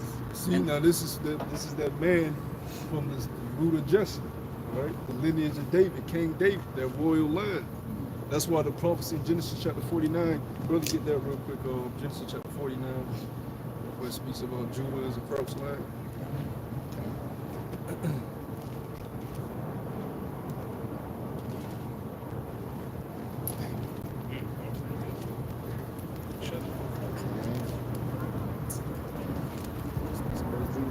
Yeah, start at verse 8. Yeah, verse 8. The book of Genesis, chapter 49 and verse 8. Judah, thou art whom thy brethren shall praise. Thy hand shall be in the neck of thine enemies. Yeah. Now, why does it say that? Why does this passage say? Because you got to understand, what is Genesis 49 anyways? Brothers know? What was happening? This was during the time after Joseph was sold in Egypt, right? Joseph got his brothers back. He got to see his father back after they had sold him into slavery. And Jacob was about to pass away. So Jacob, what does the father do during his latter years? The father gives prophecy, your portion. He gives you your inheritance, all right? But he said, when you read, he said, I will let you know what shall befall you guys in the last days. So he was lining his sons up, letting them know this is what's going to happen throughout the last day. Now here it says, read that again. Judah, the book of Genesis, chapter 49, verse 8. Judah, thou art he whom thy brethren shall praise. Thy hand shall be in the neck of thine enemies. Why does it say Judah is whom thy brothers shall praise? Is it because Judah is better than his brothers? No. But sometimes we all can break it down like that. It's because who? Yahushua comes out of tribe. So we praise Yahushua. So you're praising a man that comes out of the tribe of Judah. That's why we begin with Judah. You know, right? Our hands should be in what? The neck of our enemies. Who's going to give us that charge? Yahushua. That's his inheritance. We're going to be joint heirs with him. Keep reading. Thy father's children shall bow down before thee. Now, why are they going to bow down before us? Are the tribes going to bow down before us? No. They bowing down to Yahushua. He comes from the tribe of Judah. So when you read about the man comes from the stock of Jesse, the son of the king, the throne of David, is speaking about Yahushua that was prophesied in Genesis. For you non-believers in the New Testament out there, they gonna bow down to Judah because Yahushua is from the tribe of Judah. Okay? Go ahead. Judah is a lion's whelp. From the prey, my son, thou art gone up. He stooped down. He couched as a lion. Now Judah is the head tribe, and the other tribes do look up to Judah and they emulate Judah and they copy Judah. But let's really talk about Yahushua. Okay? Go ahead. And as an old lion, who shall rouse him up? The scepter shall not. Now that's what goes into us being brought down And we're crushed down as the tribe, all right, the head tribe. We're brought low. The scriptures tell you if the head be sick, what is the body gonna be? Thrown the fuck off. If Judas fucked up, then what you gonna expect from the rest of the tribes? Don't be mad at Gad. Don't be mad at Northern King. You the head tribe, Judah. If you bug the fuck, if you on the corner drinking Kool-Aid with a diaper on and your jeans half off your ass, what the hell you think the other tribes gonna do that? Or if you in a college pledging Greek with a suit and tie on, trying to be the so-called white man, what you think them tribes do? They're gonna be running into the woods, worshiping motherfuckers. You know what I'm saying? So you can drop that, go back to you go back to Luke. And it says, verse 32, Luke 1:32, he shall be great and be called the Son of the Highest, and the Lord power shall give unto him the throne of his father David. And he shall reign over the house of Jacob. Read that part again. And it says, he shall be great and shall be called. And the Lord power shall give unto him the throne of his father David. No, he shall conceive. Verse 31, and it says, and behold, thou shalt conceive in thy womb and bring forth a son, and shall call him his name Yahushua. He shall, which means what? He saves. Go ahead. And it says, and he shall be great and shall be called the Son of the Highest. And the Lord power shall give unto him the throne of his father David. Shall give unto him what? The throne of his father David. Shall give unto him the throne of his father David. Why is Yahushua's father being called David? I thought his father, wait a minute, first I thought his father was the Most High. Then I thought his earthly father was Joseph. So how is David his father also? Christians, you gotta explain that. You got 10 seconds. You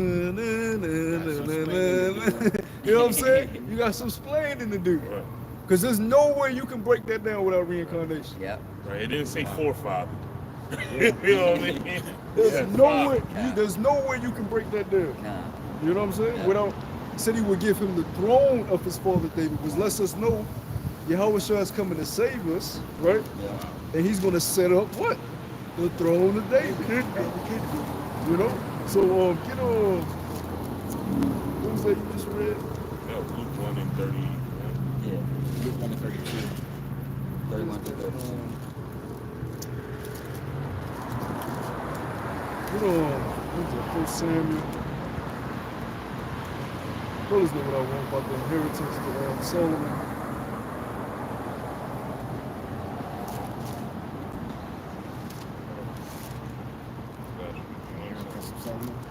Yeah. When he was telling David.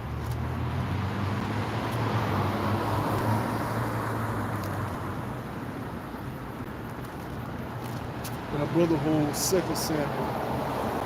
Get 2 Samuel, the 7th chapter, start at verse 12.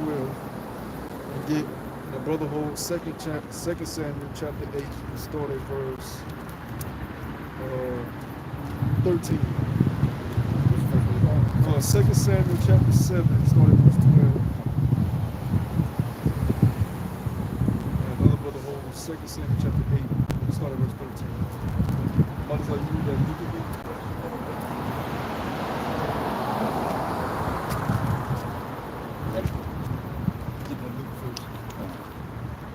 Going back to verse 32, and it says, and he shall be great and shall be called the Son of the Highest, and the Lord power shall give unto him the throne of his father David, and he shall reign over the house of Jacob forever, and of his kingdom there shall be no end. That's the kingdom of heaven. The throne of David. No end, and it said no end, so it's gonna be everlasting kingdom. So that's how you describe the kingdom to these people, because they don't understand what the kingdom is. Now we're gonna get into what does the throne of David entail. Get that who got chapter 7? The book of 2 Samuel, chapter 7 and verse 12. And when thy days be fulfilled, and thou sleep with thy fathers, I will set up thy seed after thee, which shall proceed out of thy bowels, and I will establish his kingdom. He shall build an house for my name, and I will establish the throne of his kingdom forever. Oh, wait a minute. So now we got a confliction. Because the Lord is telling David that he's going to establish Solomon's throne forever, which we know Solomon's kingdom only lasted for a year. And the Lord told us Yahweh's kingdom is going to last forever. We have a confliction, Christianity. You can't break that down without reincarnation. Oh, that's a confliction of scripture.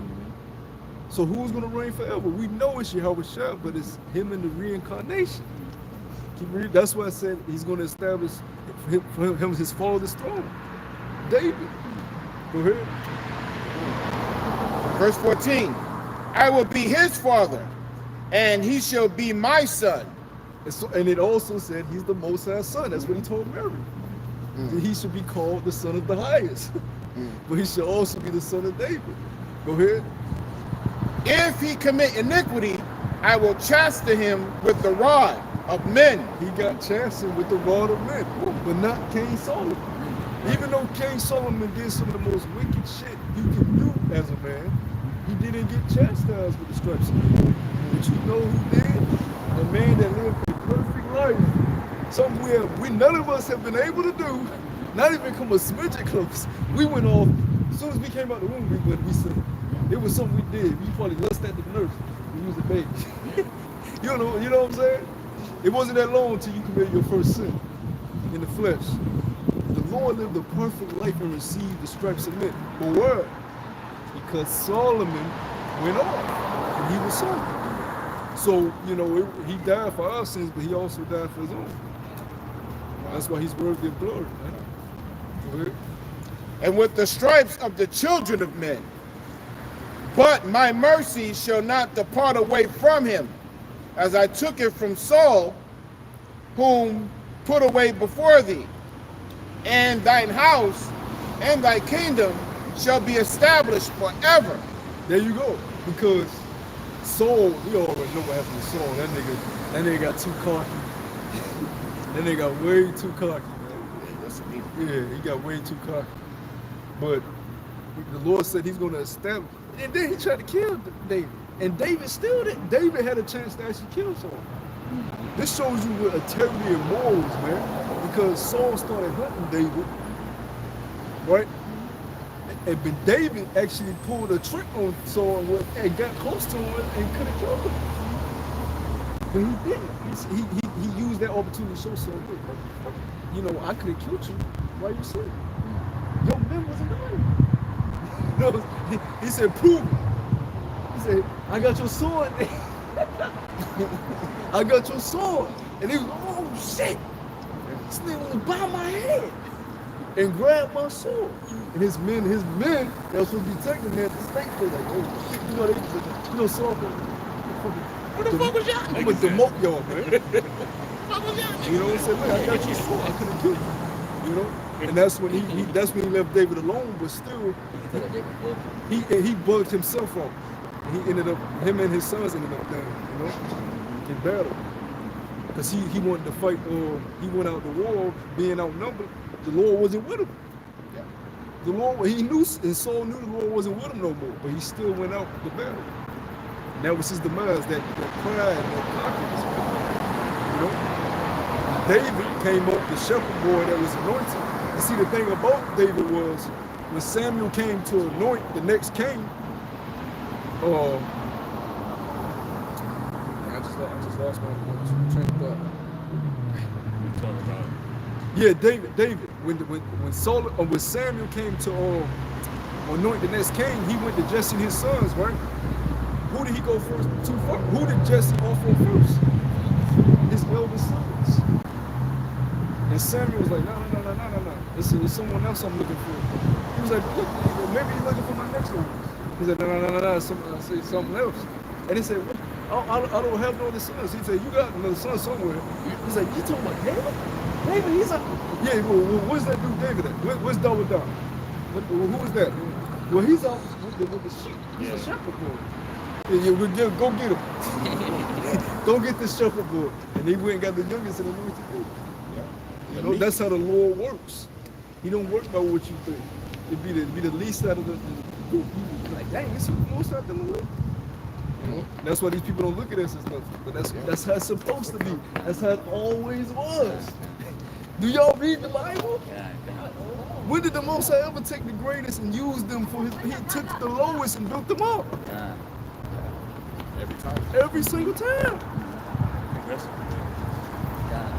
Even the nation, even us as a nation, he tells you we were the lowest nation, we were the least out of all the nations. But he took us. That's in the book of Ezekiel. You know, so when you looking for these strong, big, if the Lord gave us our glorified bodies, of course people would be like, oh, these are gods. Yeah. But if he keep us in a weak ass form and look like everybody else, you know, we ain't got that much money, this and the third, we don't look like much. But that's how the Lord works. That's the beauty of his power. And then by the time we get the inheritance, it's too late. Yeah.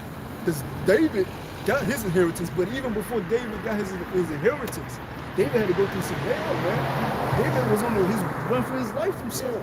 Yeah. Being compassed with armies. He wasn't sleeping in no plush crib before he was king. He was running from Saul, man. And David actually was a musician in Saul. That shows you how wicked Jake can be. He was a musician for you, he served you.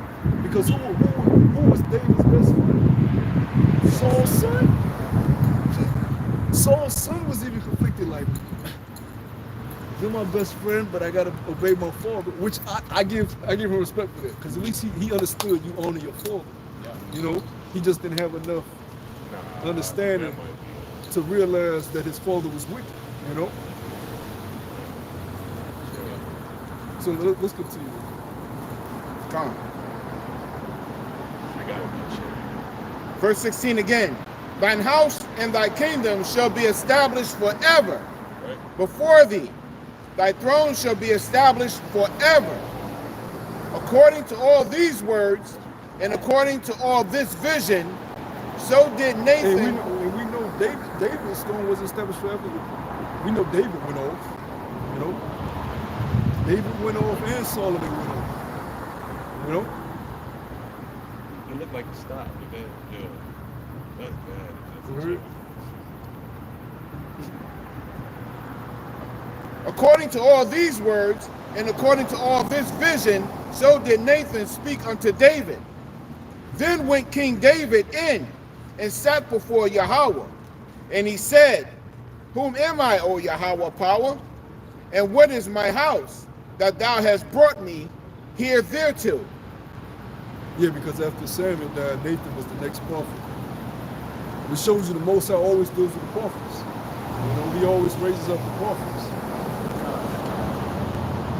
Is that thing dimming out and going backwards? That's a chariot, it looked like it stopped while it was I'm moving. looking at something. Oh, you talking about the one right there? You see the one moving? The real bright one right there? Coming towards us, gliding towards us? Right there. Yeah. I don't know if that's a plane, man. That's a plane. That's a plane? That's right there. Blinking lights. That right there? Oh, there I see a plane. Yeah, I see the plane. What else? We could drop that.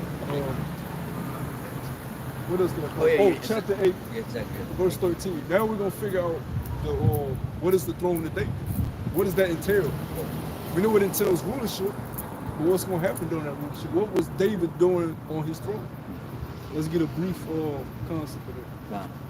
This is 2 Samuel 8 and 13, and it says, And David gave him a name when he returned from smiting the Assyrians in the valley of Salt, being 8,000 men. It does. Yeah, that's gliding, man. It ain't blinking either. I know, that's what I said. This is a bright ass light. That's definitely the chariot. It's gliding. Dang, that ain't bold. That's a bold chariot. That's a chariot, man. Straight Call bold. on y'all about your own chariot. It looked like it stopped and then started moving again. That looked like the same one last week that stopped and moved like that. It was one of that last week.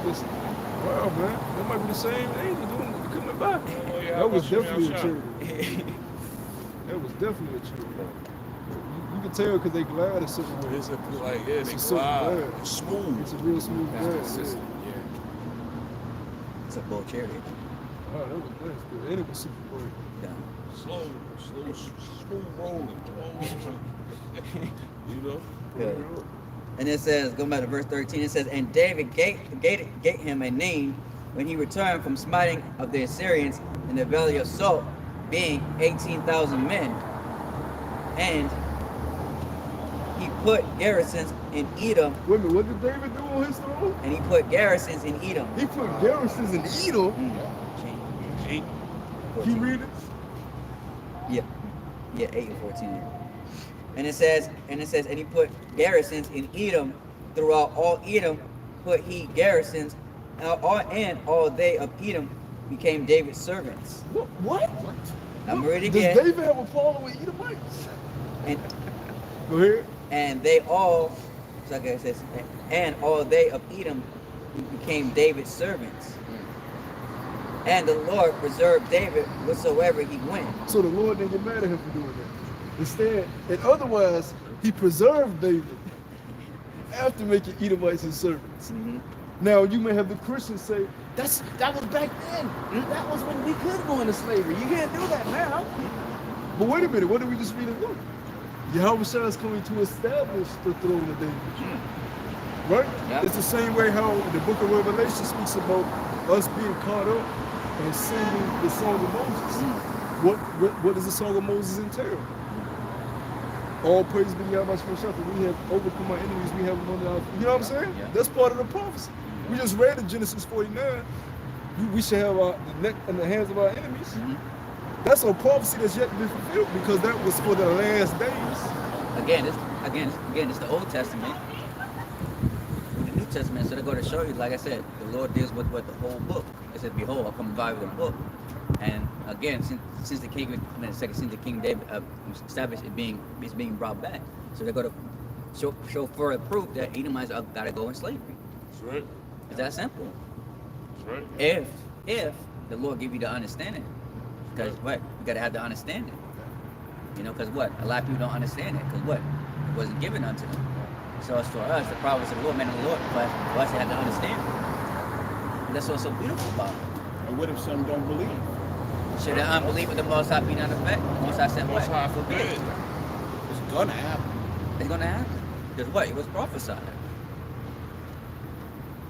And that's the beautiful. Get on Acts chapter 2, verse 29. Acts chapter 15, verse 13.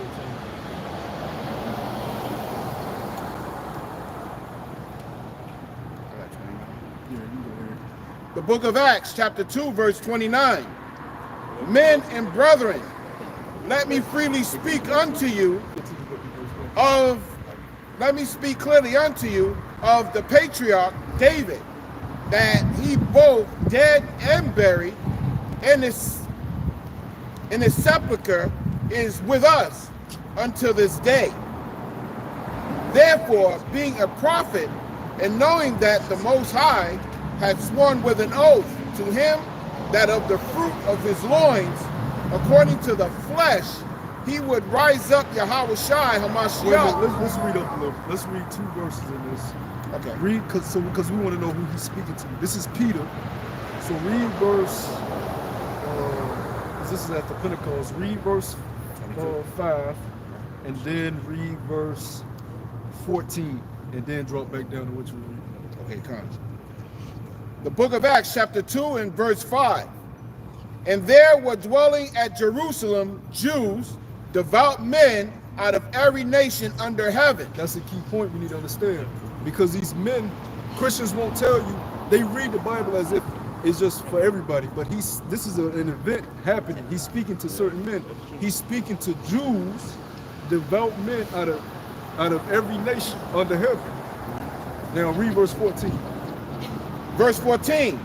But Peter, standing up with the 11, lifted up his voice and said unto them, Ye men of Judah, and all ye that dwell at Jerusalem, be this known unto you, and give hearken to my word. Read that again. Verse 14. But Peter, standing up with the 11, lifted up his voice and said unto them, So the rest of the apostles was there with Yep. Okay, go ahead. Ye men of Judah, and all ye that dwell at Jerusalem, be this known unto you, And all the heathens. nope, be this known unto you, and hearken to my words. Okay, now let's go down to what you were reading. So he's speaking to the Israelites. You had to get that. Go ahead. Verse 29, right? Yep. Men and brethren, let me freely speak unto you of the patriarch David, that he is both dead and buried, and his sepulchre is with us unto this day. What does that mean? What does that mean? Why is Peter bringing up David? Why is they talking about David's sepulchre? Go ahead. Verse 30, therefore, being a prophet, and knowing that the Most High had sworn with an oath to him that of the fruit of his loins, according to the flesh, he would rise up the Messiah to sit on his throne. Read that again. Verse 30, therefore, being a prophet, and knowing that the Most High had sworn with an oath to him that the fruit of his loins, according to the flesh, he would rise up Yahweh Shai HaMashiach to sit on his throne. How do we know that? What do we bring out there? Correlation there? Say again. Read it again. Verse 30, therefore, being a prophet, and knowing that the Most High had sworn with an oath to him that of the fruit of his loins, according to the flesh, he would rise up Yahweh Shai HaMashiach to sit on his throne. When you talk about Solomon and David. Yep, certainly. That's how he's basically reiterating the prophecy that the Lord gave to David. So he's telling all the Jews, listen up. I want you to understand what the Lord promised to David in the time of Acts, for all you Christians out there, that he will raise up the Messiah from David's flesh to rule. Go ahead. Verse 31, he seeing this before spake of the resurrection of Yahweh Shai HaMashiach, that his soul was not left in hell, neither his flesh did see corruption. What does Peter mean by that? His flesh wasn't left in hell, neither did it see corruption. He wasn't left. What? Talk about the hood? Yeah. You never said it. No, read that again. Read it again. Verse 31, he seeing this therefore spake of the resurrection of Yahweh Shai So we're speaking about HaMashiach. the resurrection. So it has to do with the resurrection. That's the key to the whole. That's the answer right there. Go keep reading. That his soul was not left in hell, neither his flesh did see corruption. He was resurrected after 3 days. Corruption is when the body starts to decay. That's right. The Lord didn't allow his body to decay. That's right. The Lord didn't leave his spirit in hell, in torment. He allowed him to be resurrected and raised on the 3rd day. And that bugged people out. Still have the holes in them. Yeah, he was able to manifest it. You know, that's power, because that's before the transfiguration. All right. Yeah, that's before you got beamed up. Yeah. This Yahweh Shai has Yahweh. He was going around doing things, right? Once he was resurrected, he was walking around actually doing things. This Yahweh Shai has the Most High raised up, whereof we all are witnesses. Therefore, being by the right hand of the Most High, exalted, and having received of the Father the promise of the Holy Spirit, he hath shed forth this which ye now see and hear. For David is not ascended into the heavens, but he saith himself, Yahweh said unto my Lord, sit down on my right hand. Man, I had that in Isaiah just recently too. Read that again. Verse 34, for David is not ascended into the heavens, but he saith himself, Yahweh said unto my Lord, sit down on my right hand. So wait a minute. David said, the Most High said unto his Lord. So who is David's Lord? Who is David talking about? That's why David's a prophet. Because David understood Solomon was the Messiah, his son. That's deep. It is. That's deep. Yo, son, you understood that. Well, because once the Lord told him that, he understood, oh, shit. I got to take care of Solomon. Wherever he go. Solomon, where's Solomon at? Oh, yeah, he just there by the pear tree. All right, make sure he don't go too far, huh? Yep, keep those lions and bears away You know from what I'm saying? Because you will be real particular about that son there. You're like, hold on.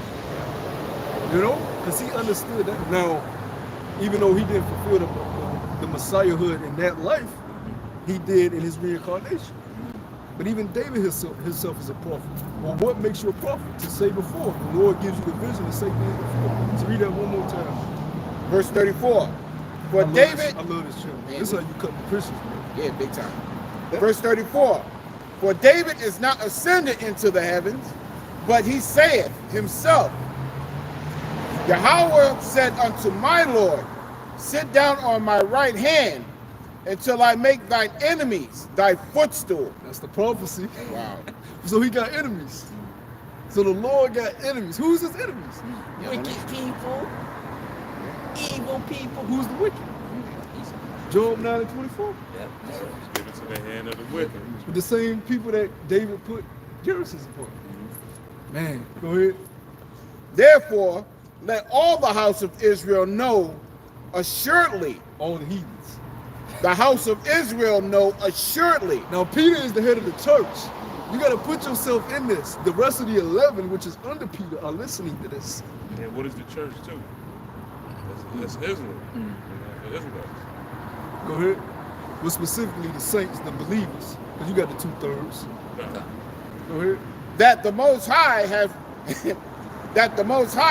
have made that same Yahweh Shai whom ye crucified, both Lord and Messiah. Now when they heard this, they were pricked in their heart.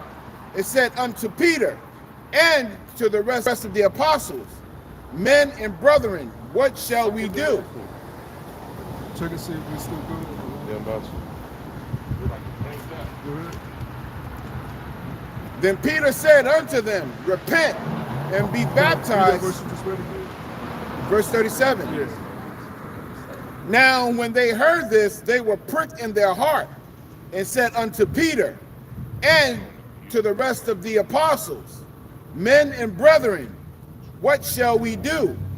Then Peter said unto them, repent and be baptized every one of you in the name of Yahweh Shai HaMashiach for the remission of sins, and ye shall receive the gift of the Holy Spirit. That's the point in verse 39. For the promise is unto you and to your children. Who is he speaking to? The Israelites. For the promise is unto you and to your children, from the patriarch, your forefather, David. He's your forefather. Go ahead. And to all that are afar off, The scattered. and as many as Yahweh our power shall call. There you go. Now let's get, what else I call? Yeah, this is Acts 15 and 13. And after that, they held their peace. James answered, saying, men and brethren, hearken unto me.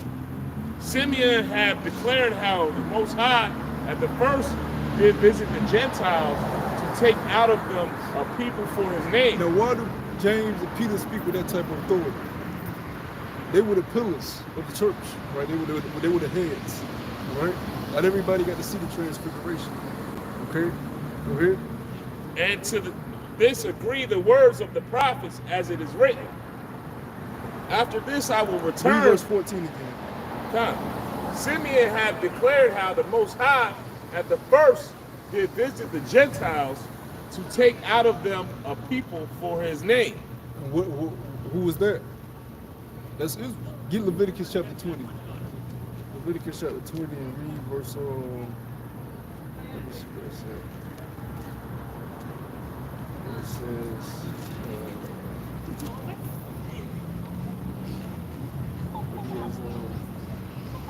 set Israel apart.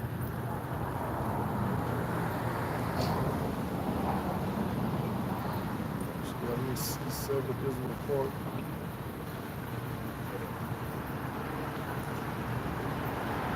Read verse 24.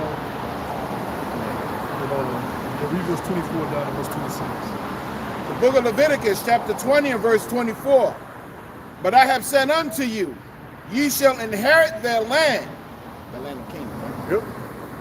And I will give it unto you to possess. Well, and I will give it unto you to possess it, a land that floweth with milk and honey. I am Yahweh, your power, which have separated you from other people. That's what he's talking about. The Israelites, who he's separated. The Lord's a separatist. He's not with everybody coming together. Go ahead. Ye shall therefore put a difference between clean beasts and unclean. Now, where does that apply to? Get Acts, where it speaks about Cornelius, the 10th chapter. Get Acts chapter 10. And we're gonna get back to Leviticus 20, bro. We gotta touch on that because that's some meat there. Spirit flowing. I like this. Acts chapter 10. What to eat? Where Verse 12. when he got the vision, he said, "I have not touched it." Yep. Just straight to the point. The book of Acts, chapter 10 and verse 11. Well, I started verse 10. And he became very hungry and would have eaten, but while he made ready, he fell into a trance and saw heaven open and a certain vessel descending upon him. And it had been a great sheet knit at the four corners and let down to earth, wherein all manner of four-footed beasts of the earth and wild beasts and creeping things and fowls of the air. Let's just know this is the earth. Earth. Go ahead. And there came a voice to him, Rise, Peter, kill and eat. Go ahead. But Peter said, No, so, my Lord, for I have never eaten anything that is common or unclean. Now go back to Leviticus 20. Now, in Acts, the Lord was telling him he's going to have to go to the Hellenistic Jews that were Grecians, but he understood that they were unclean. But who was naturally unclean? The Gentiles. Yeah. So the Lord separated us from the unclean. So read that in Leviticus. The book of Leviticus, chapter 20 and verse 25. Ye shall therefore put a difference between clean beasts and unclean, and between unclean fowls and the clean. And ye shall not make your souls abominable by beasts or by fowl, or by any manner of living thing that creepeth on the ground, which I have separated from you as unclean. That man. Now, is that not verbatim to what you just read in Acts chapter 10? God. The vision that he gave to Peter. So when people try to get on the New Testament, all of this is reiterating what's already stated in the Old Testament. You go back? Oh, want to go back? Go ahead. Verse 25. Ye shall therefore put a difference between clean beasts and unclean, and between unclean fowls and clean. And ye shall not make your souls abominable by beasts or by fowl. And the key word is your souls. Or That's why Peter said that, because he understood this law. Lord, I have not touched anything unclean. He understood that. And what's going to tie that all together is the verse afterwards. Go ahead. God. Or by any manner of living thing that creepeth on the ground, which I have separated from you as unclean. Verse 26. And ye shall be holy unto me, Set apart. for I am Yahweh, am holy. For I, Yahweh, am holy. Yep. And have severed you from other people, that ye should be mine. Now let's go back to Acts 15. Read that verse you just read. 15 and 14. Simeon hath declared how the Most High at the first did visit the Gentiles to take out of them a people for his name. Take out of the unclean, make them clean, separate them, make them holy. But how did he make them clean? He gave them laws, statutes, and commandments. That's right. He has severed them, severed us. He's a separatist. Go ahead. And to this agree the words of the prophets as it is written. After this I will return and will build again the tabernacle of David. What? And will build again the tabernacle of David. What? And will build again the tabernacle of David. Go ahead. Which is fallen down. And I will build again the ruins thereof. And I will set it up. So now we understand that the Lord is, how is he going to set up the kingdom? Well, he's going to gather the scattered from the four corners, which were once unclean, make them clean by the washing of the word. Right. Right? Get Amos chapter 9 real quick. Because it says, if I may, after this I will return and will build again the tabernacle of David. Yeah. That's crazy. And we already went into what the tabernacle of David entails, and that's Esau as getting punished. Amos chapter 9. And because when Peter got that vision of the four corners, the Lord was letting him know your people are going to be scattered. Right? That's why Peter went, and what we read before, look, this word is for the Jews and for them that are far off. Oh, fine. 9 and 11. It's 9 and 11. You know what I want? Yeah. Amos 9 and 11. Yep, you got it. Yeah. It's Amos chapter 9, verse 11. No, start at verse 9. Amos 9 and 9, it says, below, it says, I will command and I will shift the house of Israel among all nations, like as a corn is shifted in a sheaf. He should sift. He should sift. Right? Yeah. Setting the wheat from the tares. Right? Because you got other nations that kind of look like our nation, but they ain't our nation. And the Lord gonna set his people from the rest of the heathens. He gonna sift them from amongst the nations. He gonna gather them from the four corners. Go ahead. And it says, yet shall not the least grain fall from the earth. For all the sinners of my people shall die by the sword, which say the evil shall not overtake nor prevent us. So if you want to be heathen, continue to be heathen. You want to be unclean, continue to be unclean. But what happens to unclean things? They eventually get put to death. Go ahead. And it says, in that day will I raise up the tabernacle of David that is fallen, and close up the breaches thereof. And I will raise up his ruins, and I will build it as in the days of old. So Peter understood, brother, Amos. They're just quoting the prophets before them. That's how Peter was able to address it with the authority he had. And James, because that was James he was reading, that was Peter what you read. They both understood the prophets before them, you know, and what they taught. Now this is the point, because we already brought up what the throne of David entails in the book of Samuel. Go ahead. Verse 12, and it says, they that possess the remnant of Edom and all of the heathen, which are called by my name, saith the Lord that doeth this. So when the tabernacle of David is established, we're going to possess Edom and all the heathen. And those that are called by what? His name. The brother read in Acts, I shall bring me out of people from among the Gentiles, which are called by my name. In the first tribe, the nation of Yahshua is Yahweh. The Most High's name is in the first tribe. And it means what? Praise Yahweh. So there's the telltale sign. Because Judah has to wake up first. Yeah. Yeah, it says, I think Revelation right here, Judah tends first, and then what? The rest of the tribes wake up. Continue on that old language. Yeah. And it says, it says that they may possess the remnant of Edom and all the heathen, which are called by my name, saith the Lord that doeth this. Behold, the days come, saith the Lord, that the plowman shall overtake the reaper. They all there. All that's going to be done away with. The tables are going to turn. It's going to be Edomite spirituals in the kingdom. You know what I'm saying? Fuck That shit gonna be fucked up. You know? Go ahead. It says, behold, the days come, saith the Lord. The hillbilly soul. River With dancing the and banjo. shit. Behold, the days come, saith the Lord, that the plowman shall overtake the reaper, and the treader of grapes him that sowed the seed, and the mountains shall Who's drop. the treader of grapes? Get Revelation. Yeah, get the Revelation when they seen the prophecy. Not who is this? You did that. You did that. It's a lot of fun that precept. So you connect the dots. Precept upon precept, line upon line. Here, there, little, there, little.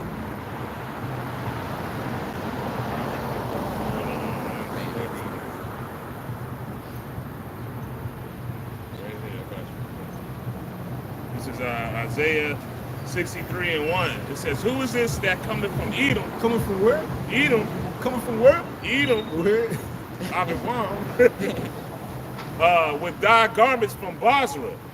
This that is glorious in his apparel, traveling in the greatness of his strength. I that speak in righteousness, mighty to save. Keep going. Yeah, you going there. Come on, man. Wherefore art thou red in thine apparel, and thy garments like him that treadeth in the wine That's fest? the point I wanted. That's the one that treadeth the grapes. Yahweh Shah. He treadeth the wine person alone. He gonna stop when you making wine the proper way. You got to stump them grapes. Yep. You know, you got stump on them. Shit. You know, we gonna stump on them. The Lord gonna stump on them heathens. Like ants. He gonna love it too. You ever see them people stumping on grapes? They be, oh, this feel good. I got a little more. I got some juice between my toes. Ooh, I like this. I got a little more. There's verse more, 3. way more on that. Oh, okay, huh. I have trodden the winepress alone, and of the people there was none with me. For I will tread them in mine anger, and trample them in my fury, and their blood shall be sprinkled upon my garments, and I will stain all my raiment. Ooh. So what is this concept of this loving Jeebus they come up with? This guy seems mad as hell. Right. Talk about And a he's princess very and men. violent.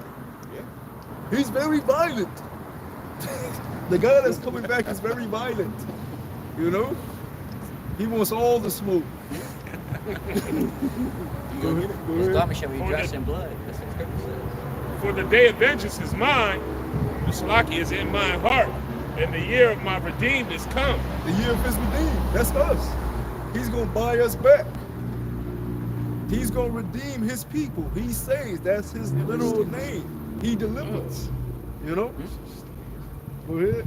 And I looked, and there was none to help, and I wondered that there was none to uphold. Therefore my own arm brought salvation unto me, and my fury it upheld me.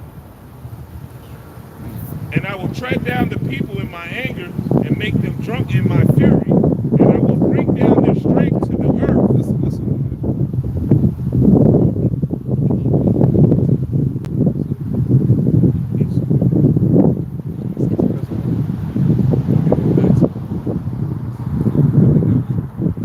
There's more. I'm still at Acts 15. Yeah, continue. Yeah. Verse 15. And to this agree the words of the prophets as it is written. After this I will return and will build again the tabernacle of David, which is fallen down, and I will build again the ruins thereof, and will set it up, that the residue of men might seek after the Lord, and all the Gentiles upon whom my name is called, said the Lord, who doeth all these things. Known unto the Most High are all his works from the beginning of the world.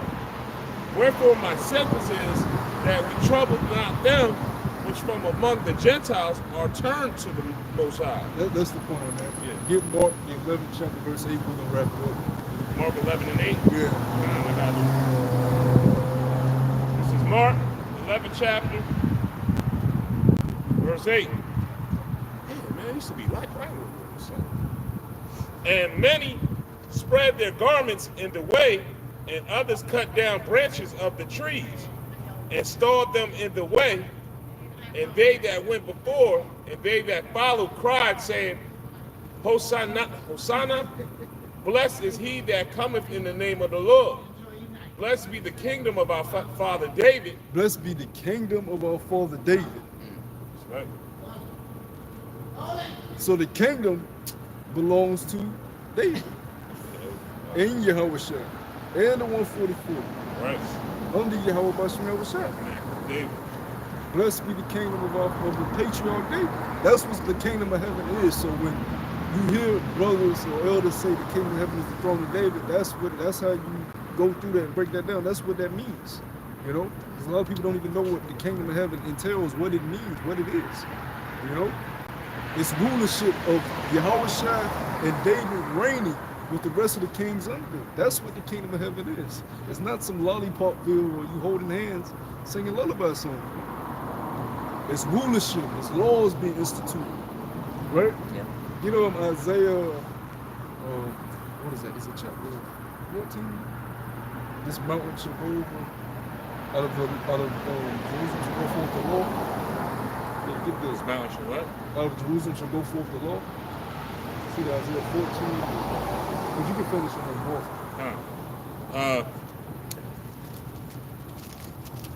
Verse 10. Blessed be the kingdom of our father David that cometh into the name of the Lord, Hosanna in the highest. And Yahweh entered into Jerusalem, and into the temple, and when he had looked round about upon all things, and now the eventide was come, he went out unto Bethany with the 12. That's the point, man. So he said Jerusalem. Out of Jerusalem. Yeah, I think it's in Isaiah. Jerusalem. Isaiah 2. Yeah. That's what it is. You can read it.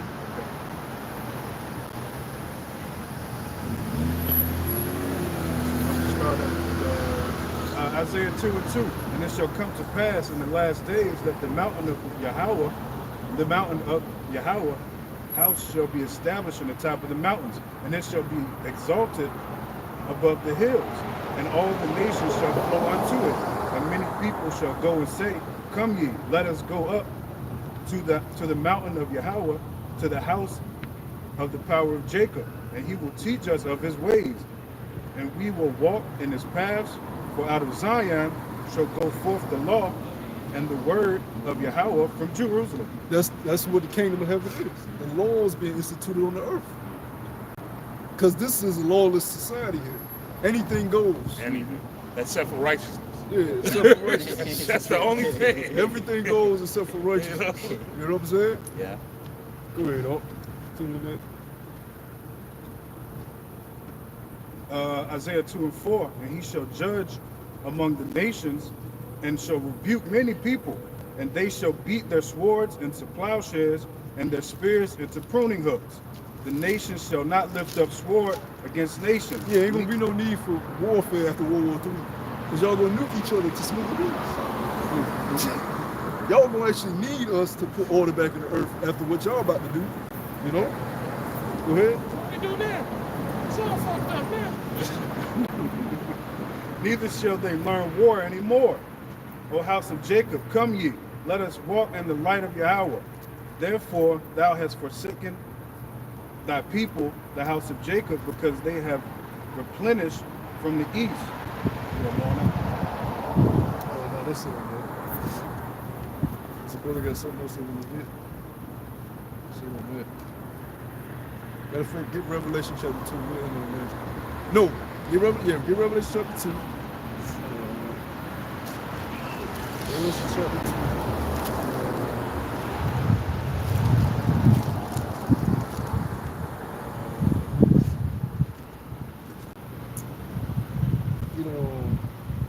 Psalms, where David was promised that wall of iron. Chapter 16. Psalms. I think that's section. No, that's Revelation 6.